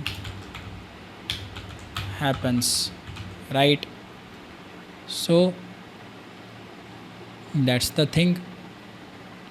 Fine boss, see here, it is just see, and see boolean supports authentication, right? Returns true if this authentication provider supports the indicated authentication object. Array, in this process, this authentication process will check if the authentication is instance of. Are you getting my point? Array, here it will be checked na boss, it will be checked here. First of all it will be checked, okay? See here, first of all there will be, it will be checked. What it will be checked, boss?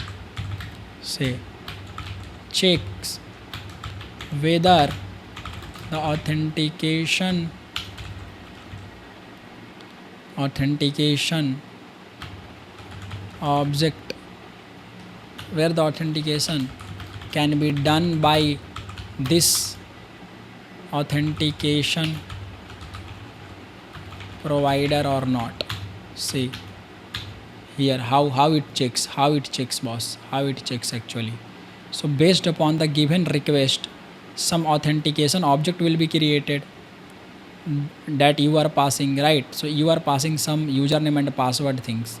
So based upon that, one authentication object is created, so the which will be passed here, this authentication object, right now boss, this is the authentication object, okay? So this is coming,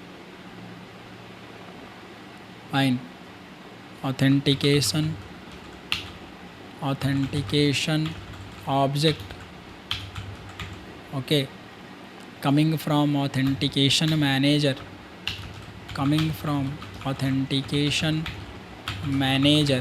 right? And this too coming from what?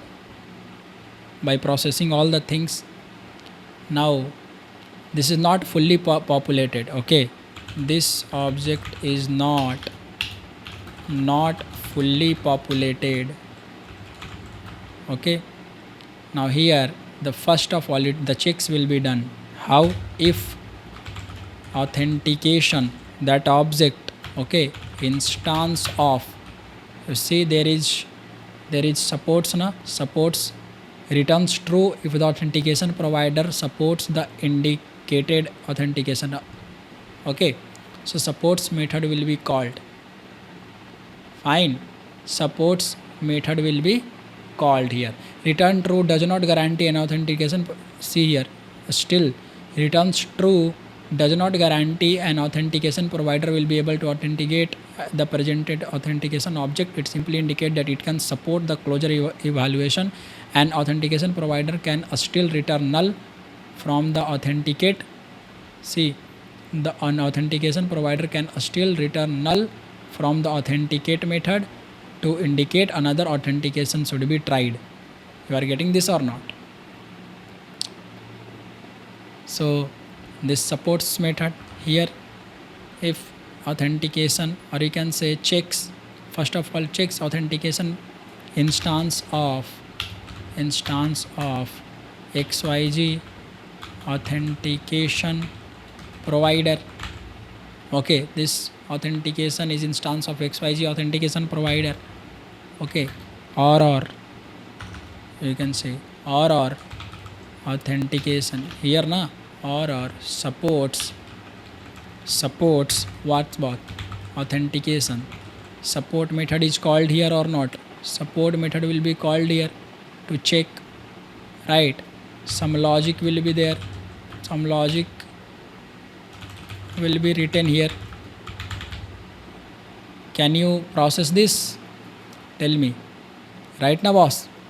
Some logic might be written here.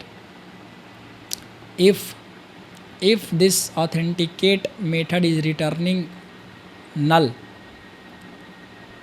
okay, this authenticate method here returns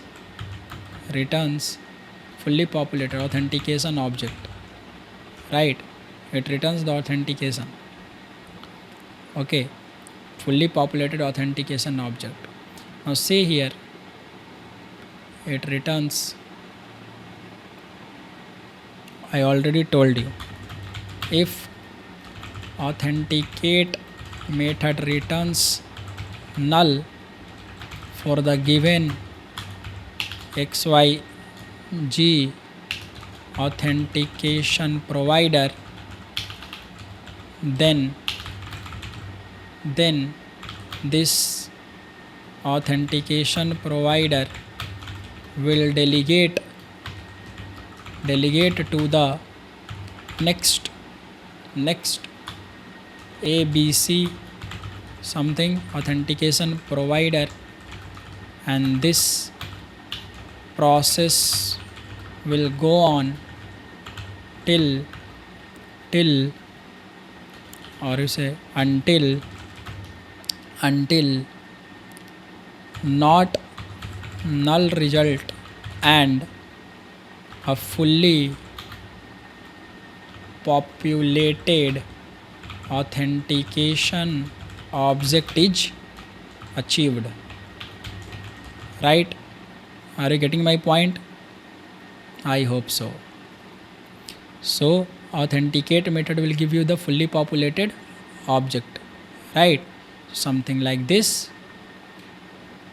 Fine, boss. I hope so. I have made you understand these topics. Okay.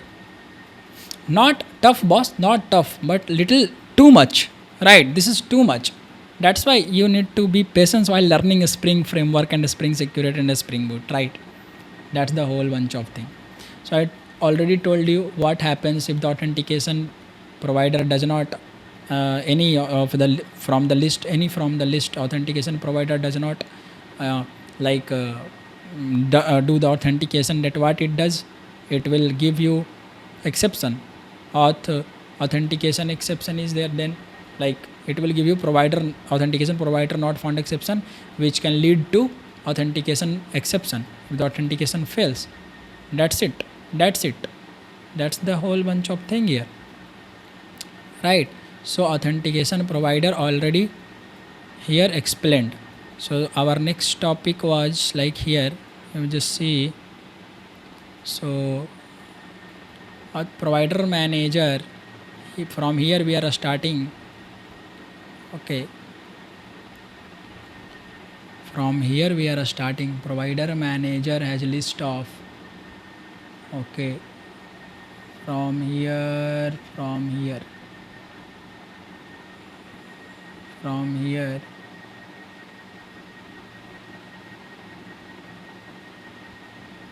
fine, boss. So we are provider manager, right? From here, okay, you just see, let me just make it like this. So I told you authentication manager, I explained provider manager, then here I explained all the things related to authentication provider. Let me just take it to here, boss.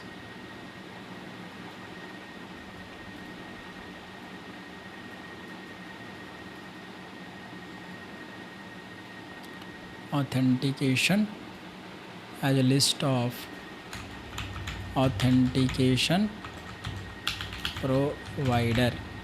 Okay, this is interface, right? This authentication provider is interface objects, or you can say components. Okay, So authentication provider, I just explained all the things here. Now see the next topic, request credentials with authentication entry point. See, okay, request credentials with authentication entry point. Then we have this one, okay, and where is some erase kind one. Very important thing is there, erase here. See, that creates the return authentication. Alternatively, you can disable the erase credentials after authentication property. So this may cause here, from here you just start reading this. This may cause issues when you just create a cache of user objects, for example, to improve. Okay, that is okay. That is saying you need to take this into account. If you, okay, fine. An obvious solution is to first make a copy of the other case implementation that creates and return the authentication. Alternatively, you can disable the erase. Now, what is this erase credentials after authentication? Okay, what is this erase credentials after the authentication? See here. If suppose this is fully populated,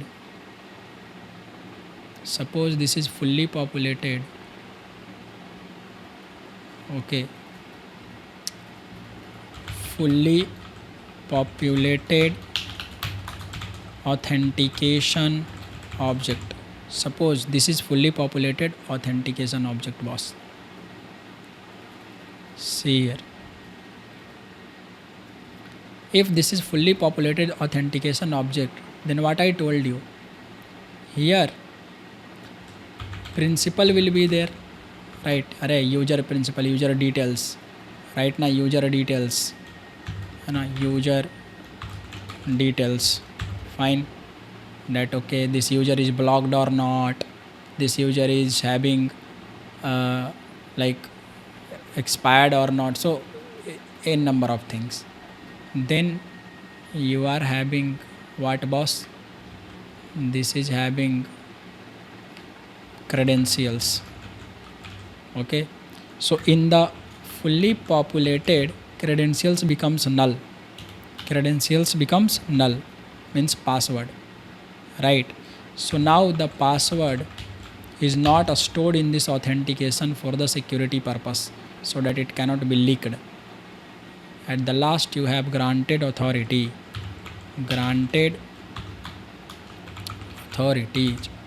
Fine, boss. Role user comma role admin, whatever, right? So after the successful authentication, okay, authentication provider is returning the fully populated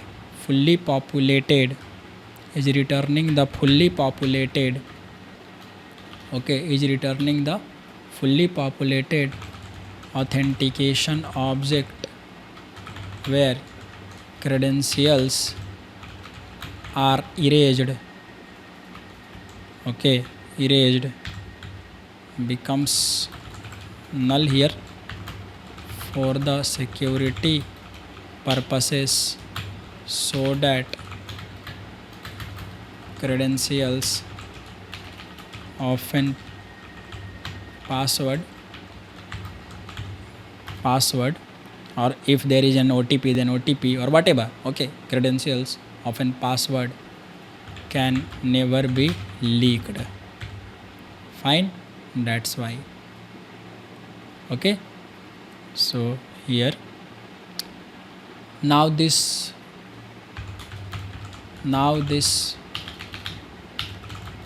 fully populated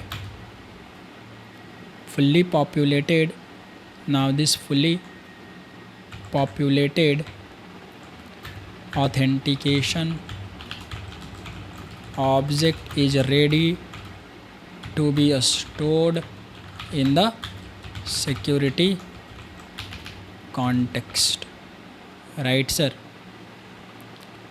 So what is happening here, boss? There is authentication manager. See here, see a little diagram, a small diagram. Authentication manager is there. Okay, authentication manager is there. So this authentication manager, okay, this authentication manager is using list of authentication provider or any authentication provider. Okay, here ABC or XYZ authentication provider. This authentication provider is giving you what, boss? The fully populated authentication object. This fully populated authentication object. From here you are getting this fully populated authentication object. Okay, see here, you are getting this fully authentication object. Now it will be returned to the caller method, and it will be returned to the caller method. You got my point? Now this authentication object, which is nothing but fully populated, will be returned to the caller method,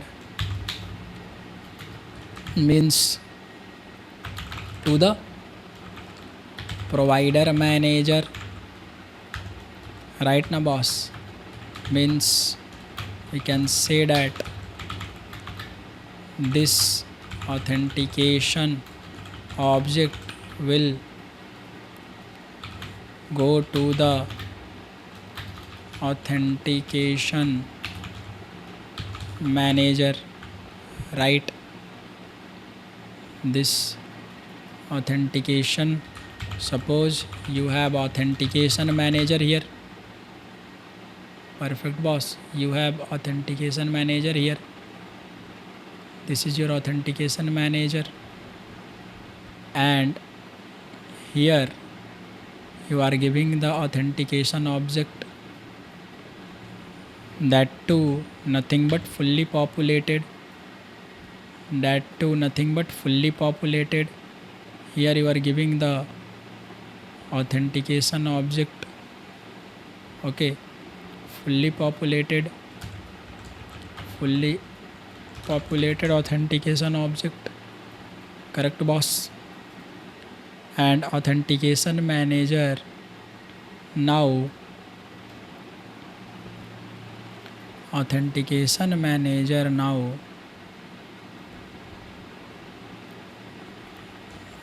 inflating one object called,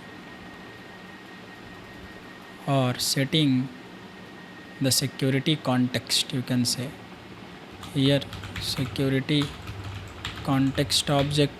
Here authentication manager delegates the request or delegates the work to set the security context object, or does the security context object. You just see it, security context object.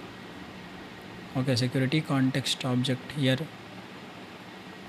authentication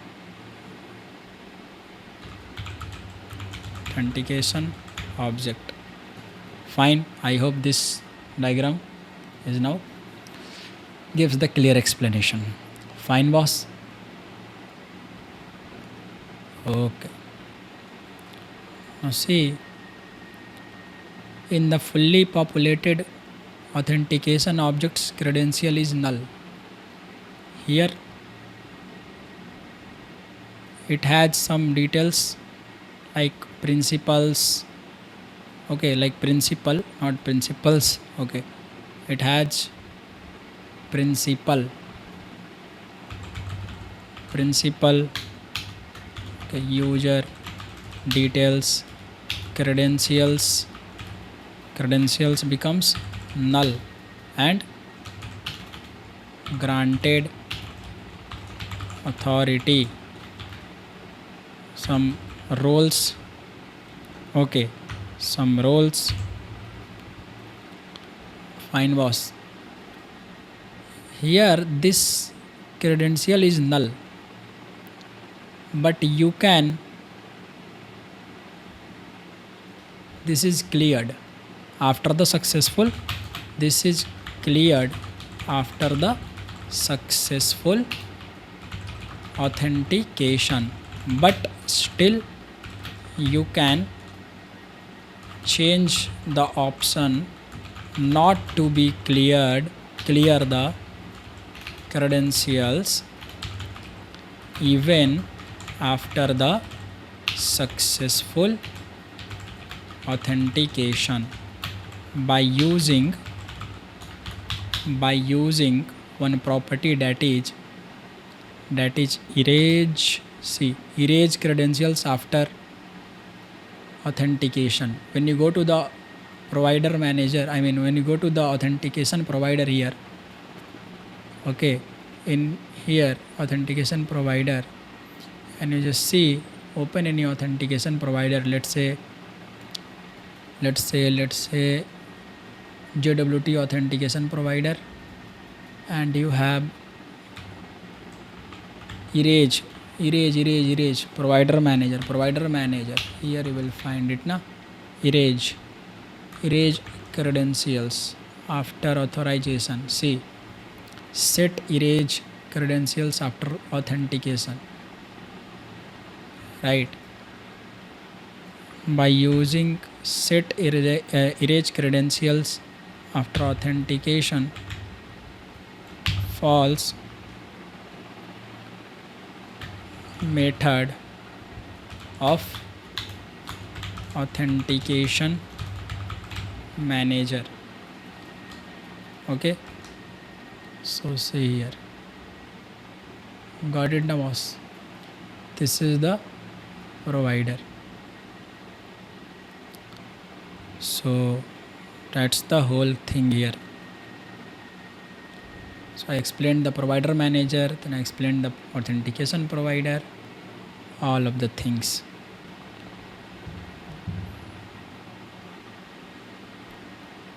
So I explained that as well. Now we have authentication entry point. We have one component called authentication entry point. Next component is there, and in the last part of this video I will explain that security context holder. Okay, see here,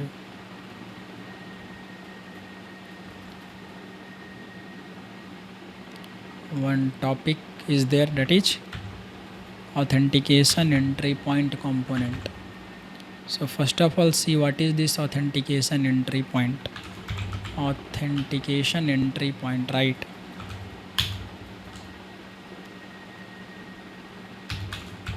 Authentication entry point, not this Java docs. Interface authentication entry point is there. Basic authentication entry point, bearer token, no op, and whatever. Okay, this is object first of all. This is interface first of all, right? So let me write authentication entry point. This is an interface present in which package? Web. This package. This is given to, or you can say, when we are talking about, note, when we are talking about the authentication entry point, it means we are talking about the the one of its implementing classes. Okay, what is the work of this authentication entry point? See here, there is one method called comments, and it is accepting request and response and auth exception as part of its parameters, right? So what happens when any exception comes, like when any auth accept as parameter request, response and auth exception or some another IO exception. So exception translation filter will populate the HTTP session attribute named abstraction authentication processing filter dot this with targeted URL. Implementation should modify the headers of that. See what is it is saying. Request that resulted in an authentication exception. Response so that user can begin authentication. Auth exception that caused the invocation. Okay. See here. When you go to any of its implementing classes, let's say basic authentication entry point, see, used by the exception translation filter to commence authentication via.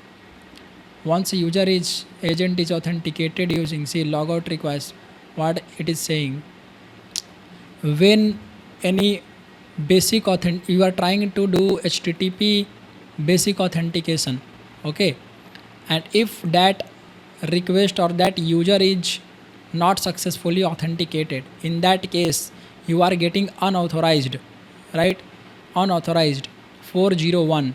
So this is caused by what component? This is caused by authentication entry point component, okay, and that too by basic authentication entry point implementation class object of this authentication entry point, right? So authentication entry point is used to send HTTP response that requests credentials from a client. Okay. So this component is used, see where, to send, is used to send HTTP response where it says, hey user, see, that request credentials, right? Where, hey user, please give credentials or correct credentials with this request. Okay. So sometimes a client proactively includes credentials to request a resource. In these cases, Spring does not need to provide HTTP response that requests the credentials since they already are included. So suppose what is saying here, if the user is already sending the credentials like username and password, then it will not say means give response, it will not say to give credentials, okay, because we are already giving it the credentials. Okay. So in case of wrong credentials, in other case a client makes unauthenticated request, see, they are not authorized. In this case an implementation of is used to request credentials from the client, right? Let me just copy or just let me write it. If note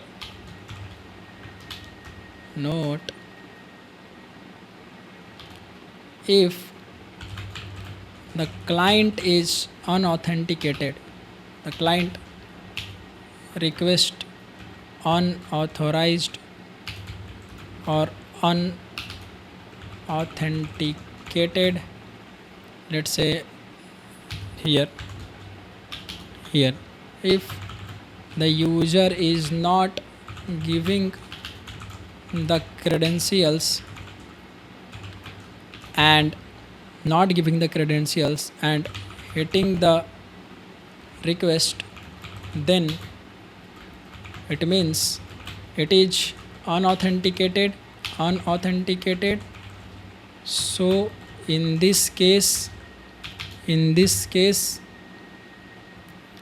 an implementation class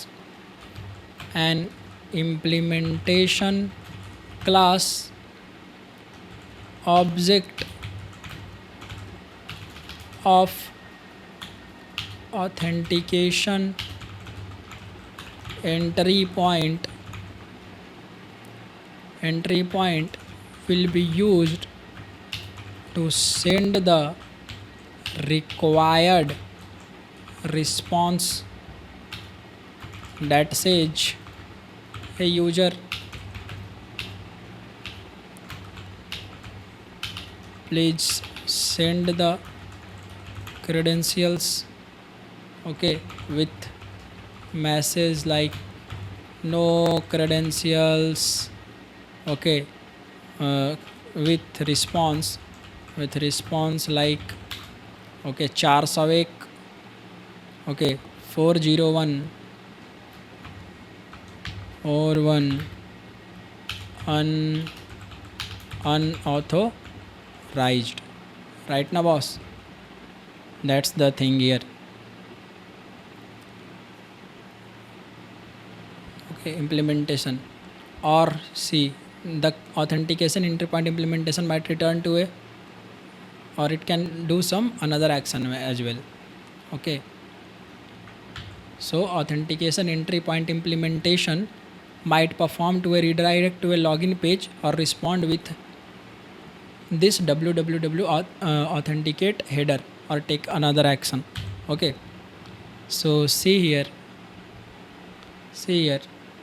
this is my application, right? The previous application that we built. So I'm just running it. I'm just showing you the example of that authentication entry point. Fine. Oh, it is already running. Wait, let me rerun this. Fine. Now this is running. Okay, boss. So when you just hit see, by default a Spring Security uses two types of authentication method. First is HTTP basic and second one is form based also. So when you just hit here, okay, just hit here, like local host :8080/welcome. See, it is giving me some like form, login form. So I will just say user and the password I will write some bad password. See, it is again returning me to the where boss, sign in page. So this is the work of what boss? This is the work of what? These things are taken care by what? Authentication entry point, right? So similarly postman. Okay, and too many practicals we will do to achieve authentication things in further videos. Please be till then please continue here. See here, we are giving some data and this is some expired, suppose this is some expired things, okay, expired credentials. I am passing this, send. See, 401 unauthorized. Why this is coming? This is just because authentication entry point or the implementation of one of the authentication entry point class of the authentication entry point interface. Got it now? Now let's move here. So we understood the authentication entry point as well. Abstract authentication processing filter. Now what is this? Abstract authentication processing filter is used as a base filter for authenticating users' credentials before the credentials can be authenticated. You see, filter for authenticating a user credentials. Before the credentials can be authenticated, a Spring Security typically requests the credentials by using authentication. Okay, So just before the starting of the authentication process, Spring Security will say, hey, I need credentials. So authentication entry point, if it does not have, then it comes into the picture. If Spring Security that request, okay, if our request has correct credential, then it will not interfere. This authentication entry point will not interfere. It will just let it enter. Okay. So next, the abstract authentication processing filter can authorize any request that are submitted to it. Okay. So this abstract authentication processing filter is a part of security filter chain. So inside that security filter chain, we have already understood that there are multiple security filters. So abstract authentication processing filter is one of them. Fine, boss. So now abstract means there is abstract class. Okay, abstract authentication filter. Now based upon that authentication method that we are using, okay, it's one of the implemented or child class will have that authentication filter logic, okay, that takes all the things and gives to the authentication manager, okay, and then authentication manager will use the authentication providers, or you can say provider manager will use the different authentication provider to authenticate the actual user. And then after, if the authentication is done, then on successful authentication session, authentication strategy, security context holder, remember me services, application event publisher, authentication section handler can be invoked. And if it fails, then security context holder, here you just see security context holder will be just vanished, like there is nothing in that. Okay, remember me services, there is nothing in remember me services. Authentication failure handler will be invoked, right? So abstract authentication processing filter, if you just see here, abstract authentication filter is used as a base filter for authenticating users credentials. Before the credentials can be authenticated, Spring Security typically requests the credentials by using authentication entry point. Fine, we got it. Next, the abstract authentication processing filter can authenticate any authentication request that are submitted to it. Now this abstract authentication processing filter is a part of your Spring Security filter chain. It's a filter, right? That is abstract. It is see here, abstract authentication processing filter. See, this is class. This is which class? Abstract class. So authentication process. See, authentication success. What is this? First of all, see, this is abstract class and nothing but implements. You just see generic filter bean. It's a filter bean, right? So abstract authentication processing filter, it is a class, boss. It is a abstract authentication processing filter is an abstract class. Okay, now you see the filter requires that you set the authentication manager property, right?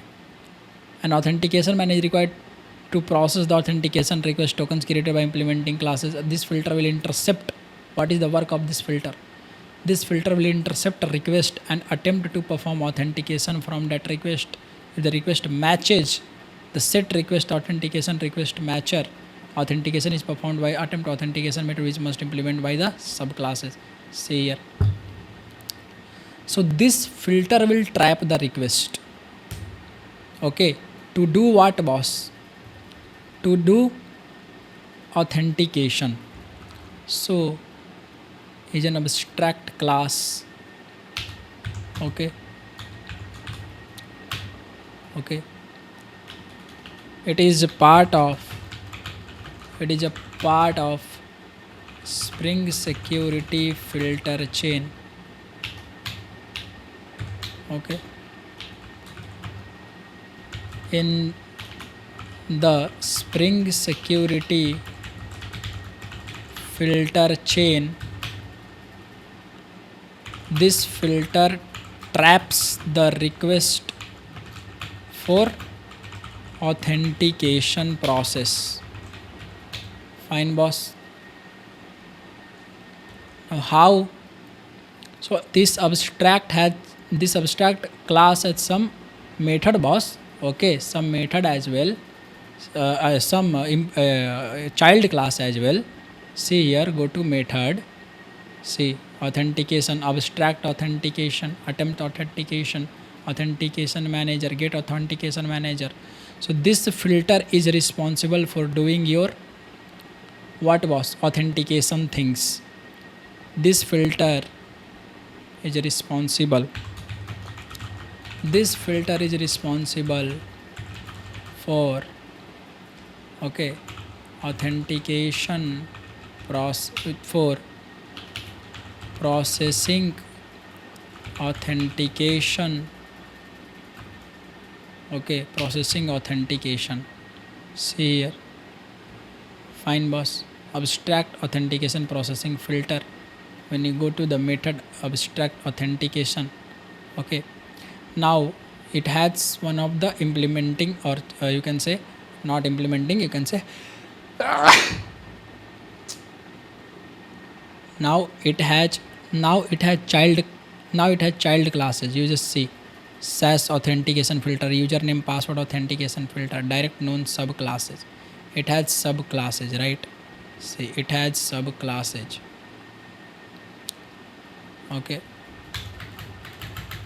If we talk about this filter, it means we are talking about one of its child classes.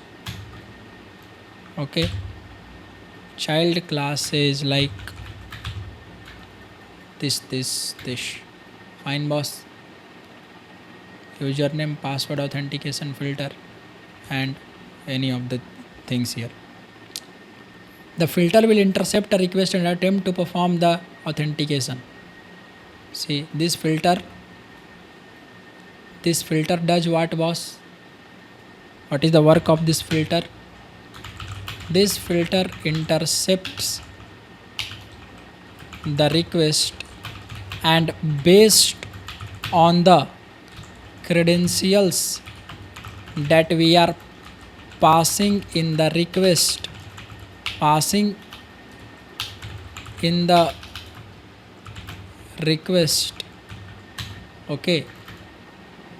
this filter means one of its implementing filters like username and password filter. Boss, username and password filter. User name and password filter will be used as a base filter to process authentication. Fine, boss. To process authentication. That's the whole thing here. I hope so I made you understand this. When the user submits the credentials, the abstract authentication filter creates an authentication from HTTP to be authentication. The type of authentication creates depend upon the subclass. You see, right? The type here, see, creates an authentication from the HTTP servlet request to be authenticated. The type of authentication created depends upon the subclass of. That's why I told you there, right? That's why I told you there. Any of these filter will be used as base filter based upon the this one. Now see, username password filter creates a username password token from a username and password that are submitted to the request. You got this point, right? So username and password filter will create after the successful authentication. What it like? See, some token will be provided now based upon the username and password. So some token is provided. Okay, some token is provided from a username and password that are submitted in the HTTP servlet request. Now next, the authentication is passed into the authentication manager. If authentication fails, then this is, context is cleared out. I will tell you about this this security context holder just after this. Okay, so this first step is happening here. Got it or not, boss? Fine. See.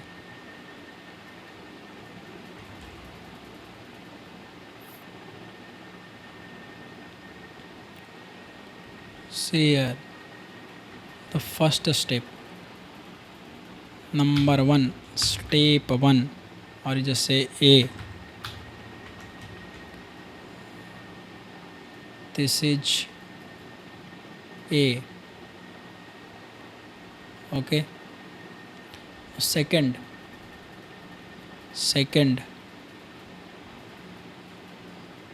after this, what will happen? So authentication will be passed to, you got it, authentication will be passed to second,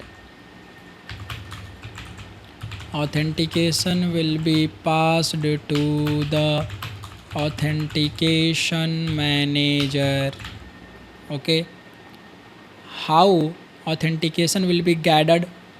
So you will just see the abstract authentication processing filter. See, this is one of the child class of abstract processing authentication filter. See here, there is one method. There is one method. Maybe there. Get what, boss? Let's say, is there any method like get or let's say set? No, not there. Okay, so see here.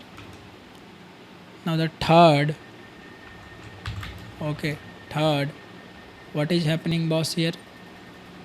Third, if authentication fails. Okay, so authentication manager will do all the things. Right here, authentication manager will now delegate the authentication process to the authentication providers, right? Then if authentication fails, then these three things will be happen. Okay, these three things will happen together. Fine, these three things will happen together. What are those three things, boss? So see here, if authentication fails, okay, then first of all, this security context holder is cleared out.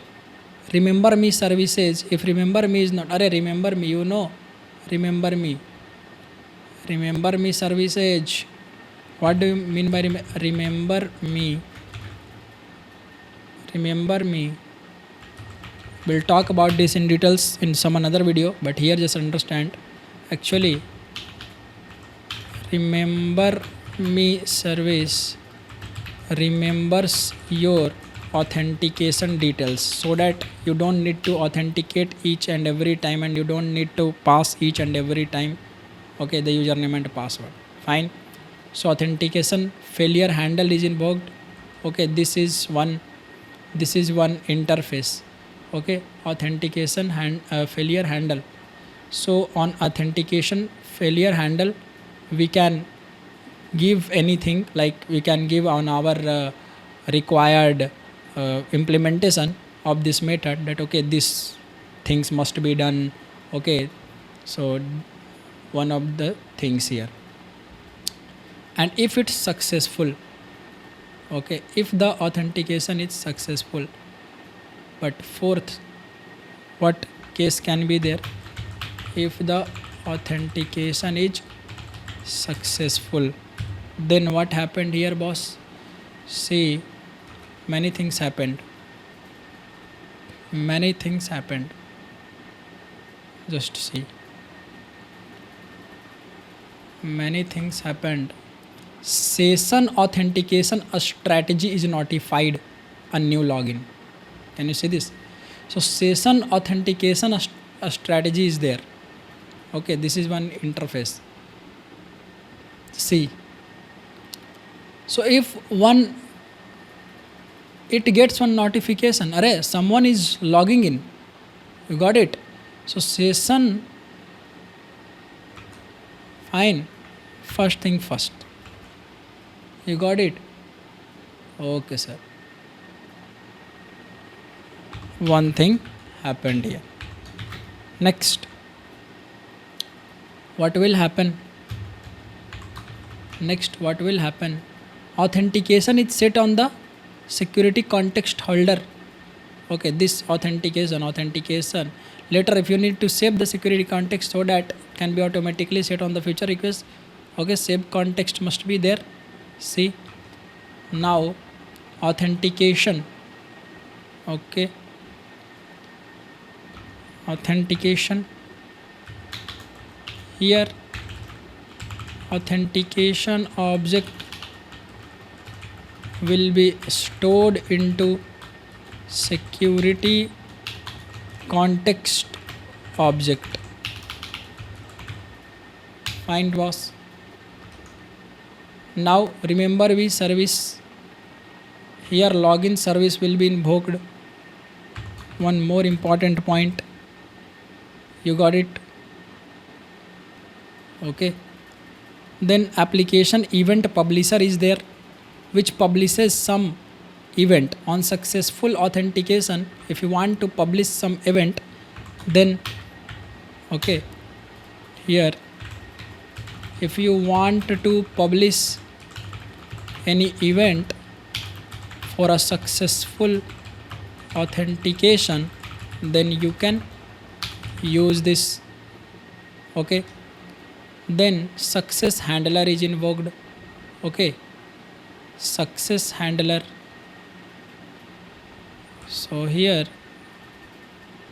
at last success handler is invoked. It is also an interface. So implementation can do whatever they want typically, right? Navigation, like suppose you want to redirect from login page to dashboard, right? This is an interface. Okay, using the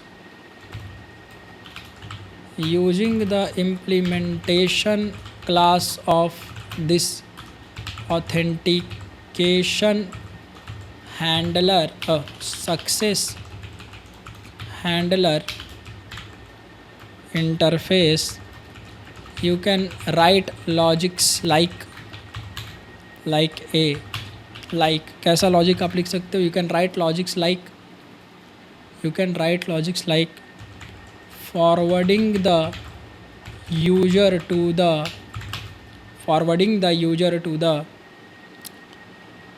dashboard, okay, or giving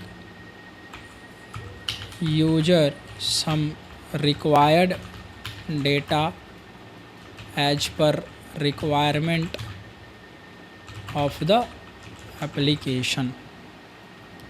That's the whole thing. So here few things happen. Okay, when this filter is invoked and this filter tries to do all the things, fine, boss. And let me just show you where we gone, boss. From here, let's open the security provider manager.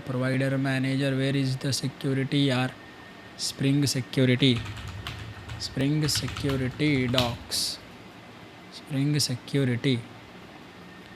Go here, go to servlet applications, go to authentication and say authorization here. So not authorization, just say authentication, right? Authentication architecture here. Let me just copy this. Let me copy and I want to paste it here, boss. This itself shows all the things, right? This picture tells all the things that is already written, but yeah, hope so you are getting all the points. Okay, perfect. Okay, oh, this is not abe yaar, what is happening?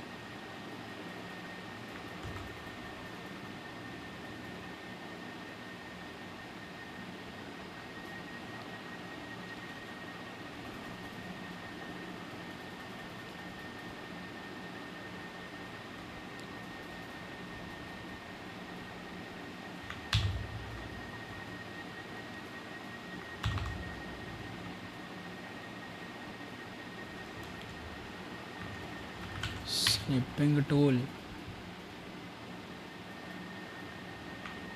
copy this,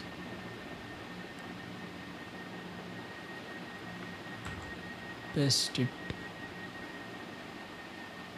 Fine, here I will improvise something. So here authentication manager usage, what boss? Authentication providers, right? Like LDAP auth provider, LDAP authentication provider. Okay. Username and that is JWT authentication provider and etc. Fine, that's the whole thing. Now we have one concept left, that is security context holder. Security context holder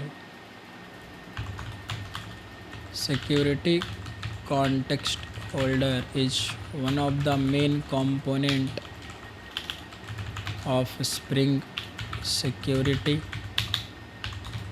Security context holder is a class, say here is a class, security context holder, search it, see it's a class. Okay, it associates a given security context with the current thread execution. See, so it has some modes. Okay, it has some modes, 3 modes. So security context holder is a class that is whose object is, or you can say which is responsible to keep the security context object associated with it so that whenever we need the security context object, we will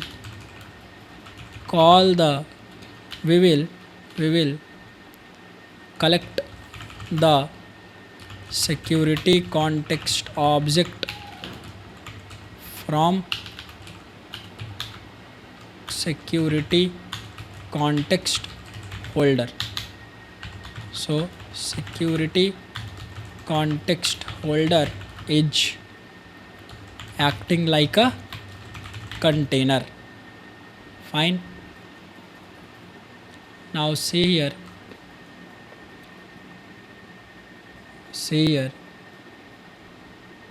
this security context holder. Okay, this security context holder can keep, okay, your security context in 3 modes first of all. Okay, this security context holder,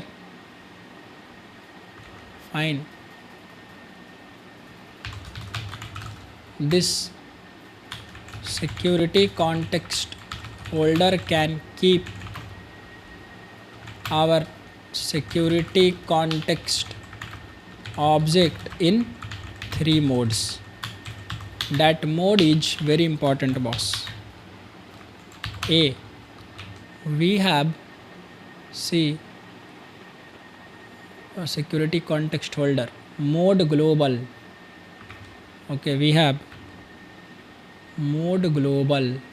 Okay, then B, we have mode inheritable local thread, mode inheritable local thread. Then C, we have mode thread local, mode thread local. This is, now we will study later on that why and how these 3 things are useful. Okay, so let me give a brief, just one liner things. So thread local,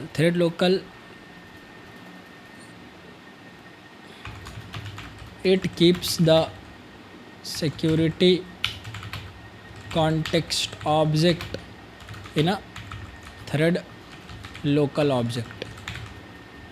Okay, so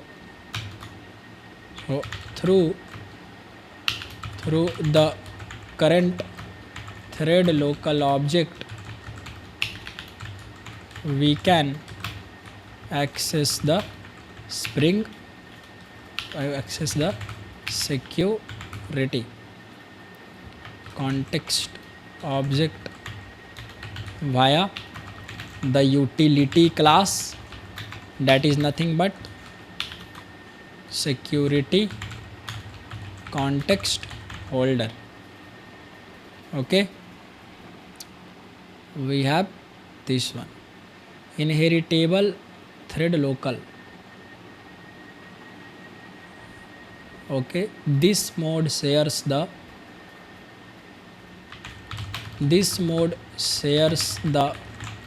parent same, or just say parent one security context object to the current thread local child thread local object. Useful in e-commerce applications.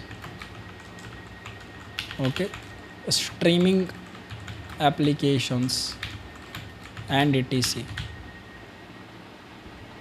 I will explain, but not now, boss. We will see. Okay, so for each request here on thread local, for each request you need that security context object. For multiple requests you need only one parent thread that is having okay, let's see, I can explain here. Thread local is there. Okay, so you have request 1. Okay, request 1, let's say searching, let's say what you can do, you have request 1. Okay, just to do one task only, fine, book ticket. You need what, boss? You need security context. Okay, book ticket, request is there. So for one request, one thread will be there or not? One thread will be there, okay, associated with T1, okay, thread 1 associated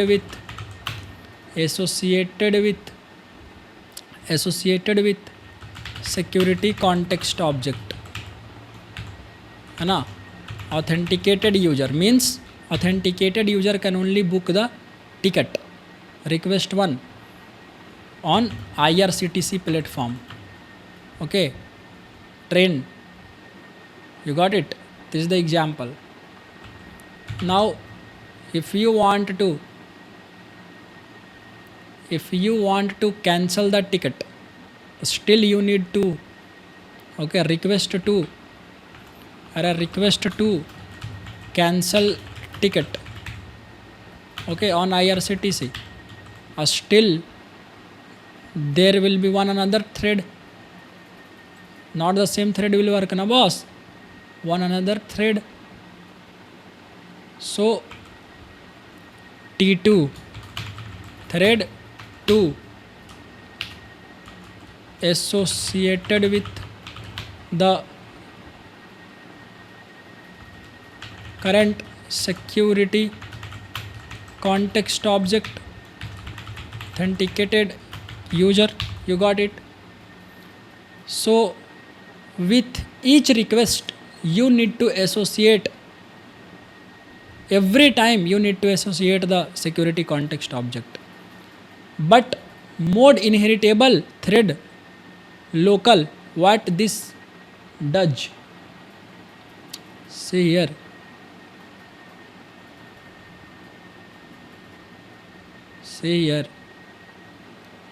suppose you logged into, okay, YouTube,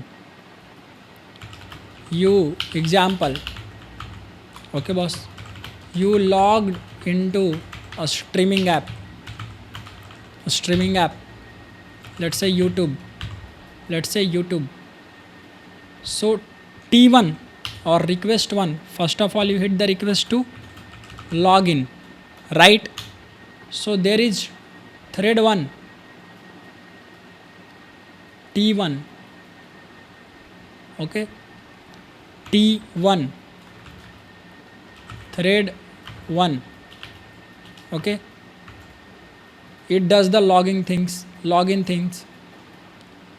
and this T1 will associated with security context object, right, here as well. Fine boss. So if the request is firing for login, like hitting the login, and the security context is populated, now within this thread, after login you can upload, you can stream, you can have premium, right? So with this many threads can be there, right? Thread 2, thread 3, thread 4, right or not boss? Thread 4. So here what is happening, let's say thread 2 child thread, okay, child thread handling downloading, offline downloading, right, offline downloading, you got it, offline downloading, right na boss? Then thread 2 child thread handling, let's say you are watching something, and thread 3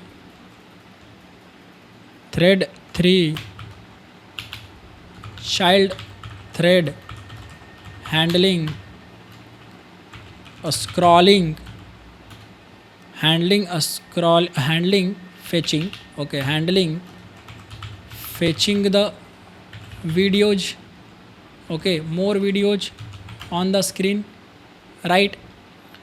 So all of these three threads also requires the security context object so that you download can be done in your account, and child thread can handle the watching things and some subscription or some more, right? And etc thread in, okay, thread child thread in, child thread in, right now boss.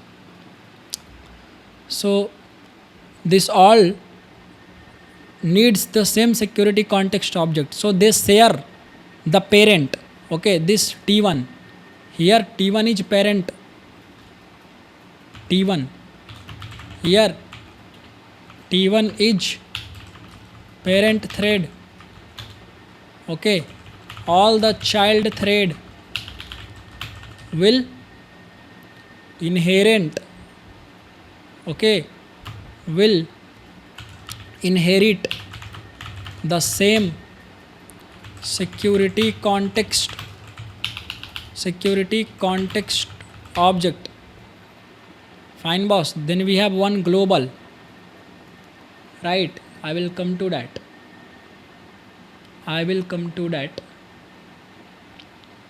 and that will end our discussion, okay, here that will end our discussion. You have mode global. So global mode has, okay,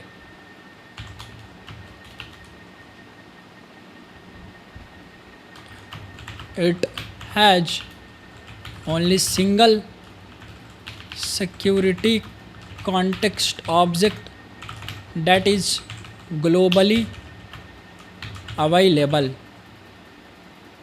okay, useful in CRM softwares, legacy, old CRM softwares, old, or you can say legacy CRM softwares. Example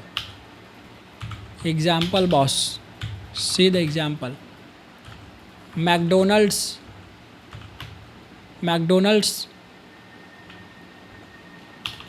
ordering a screen counter. Have you ever visited there? Right? So you have that, and many user can, right? Many user can order, okay, order from the same app having the same security context there.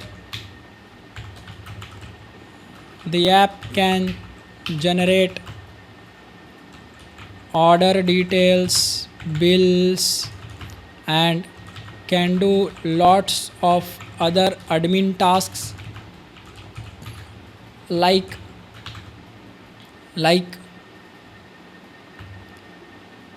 generate reports, generate sale reports and etc as backend, right? So here only one security context is there that is available globally, and that's it. So that the meaning of different modes of security context, and security context holder is capable to keep your security context in these three modes. So I hope everything is clear now. So every time you need the security context object, you need to say, hey, security context holder, right? I want the object of security context. See, security context holder has some methods, right? Go to methods. See, it has clear context, create empty, get context, or all the methods are static. See, fine na boss? Okay. So note,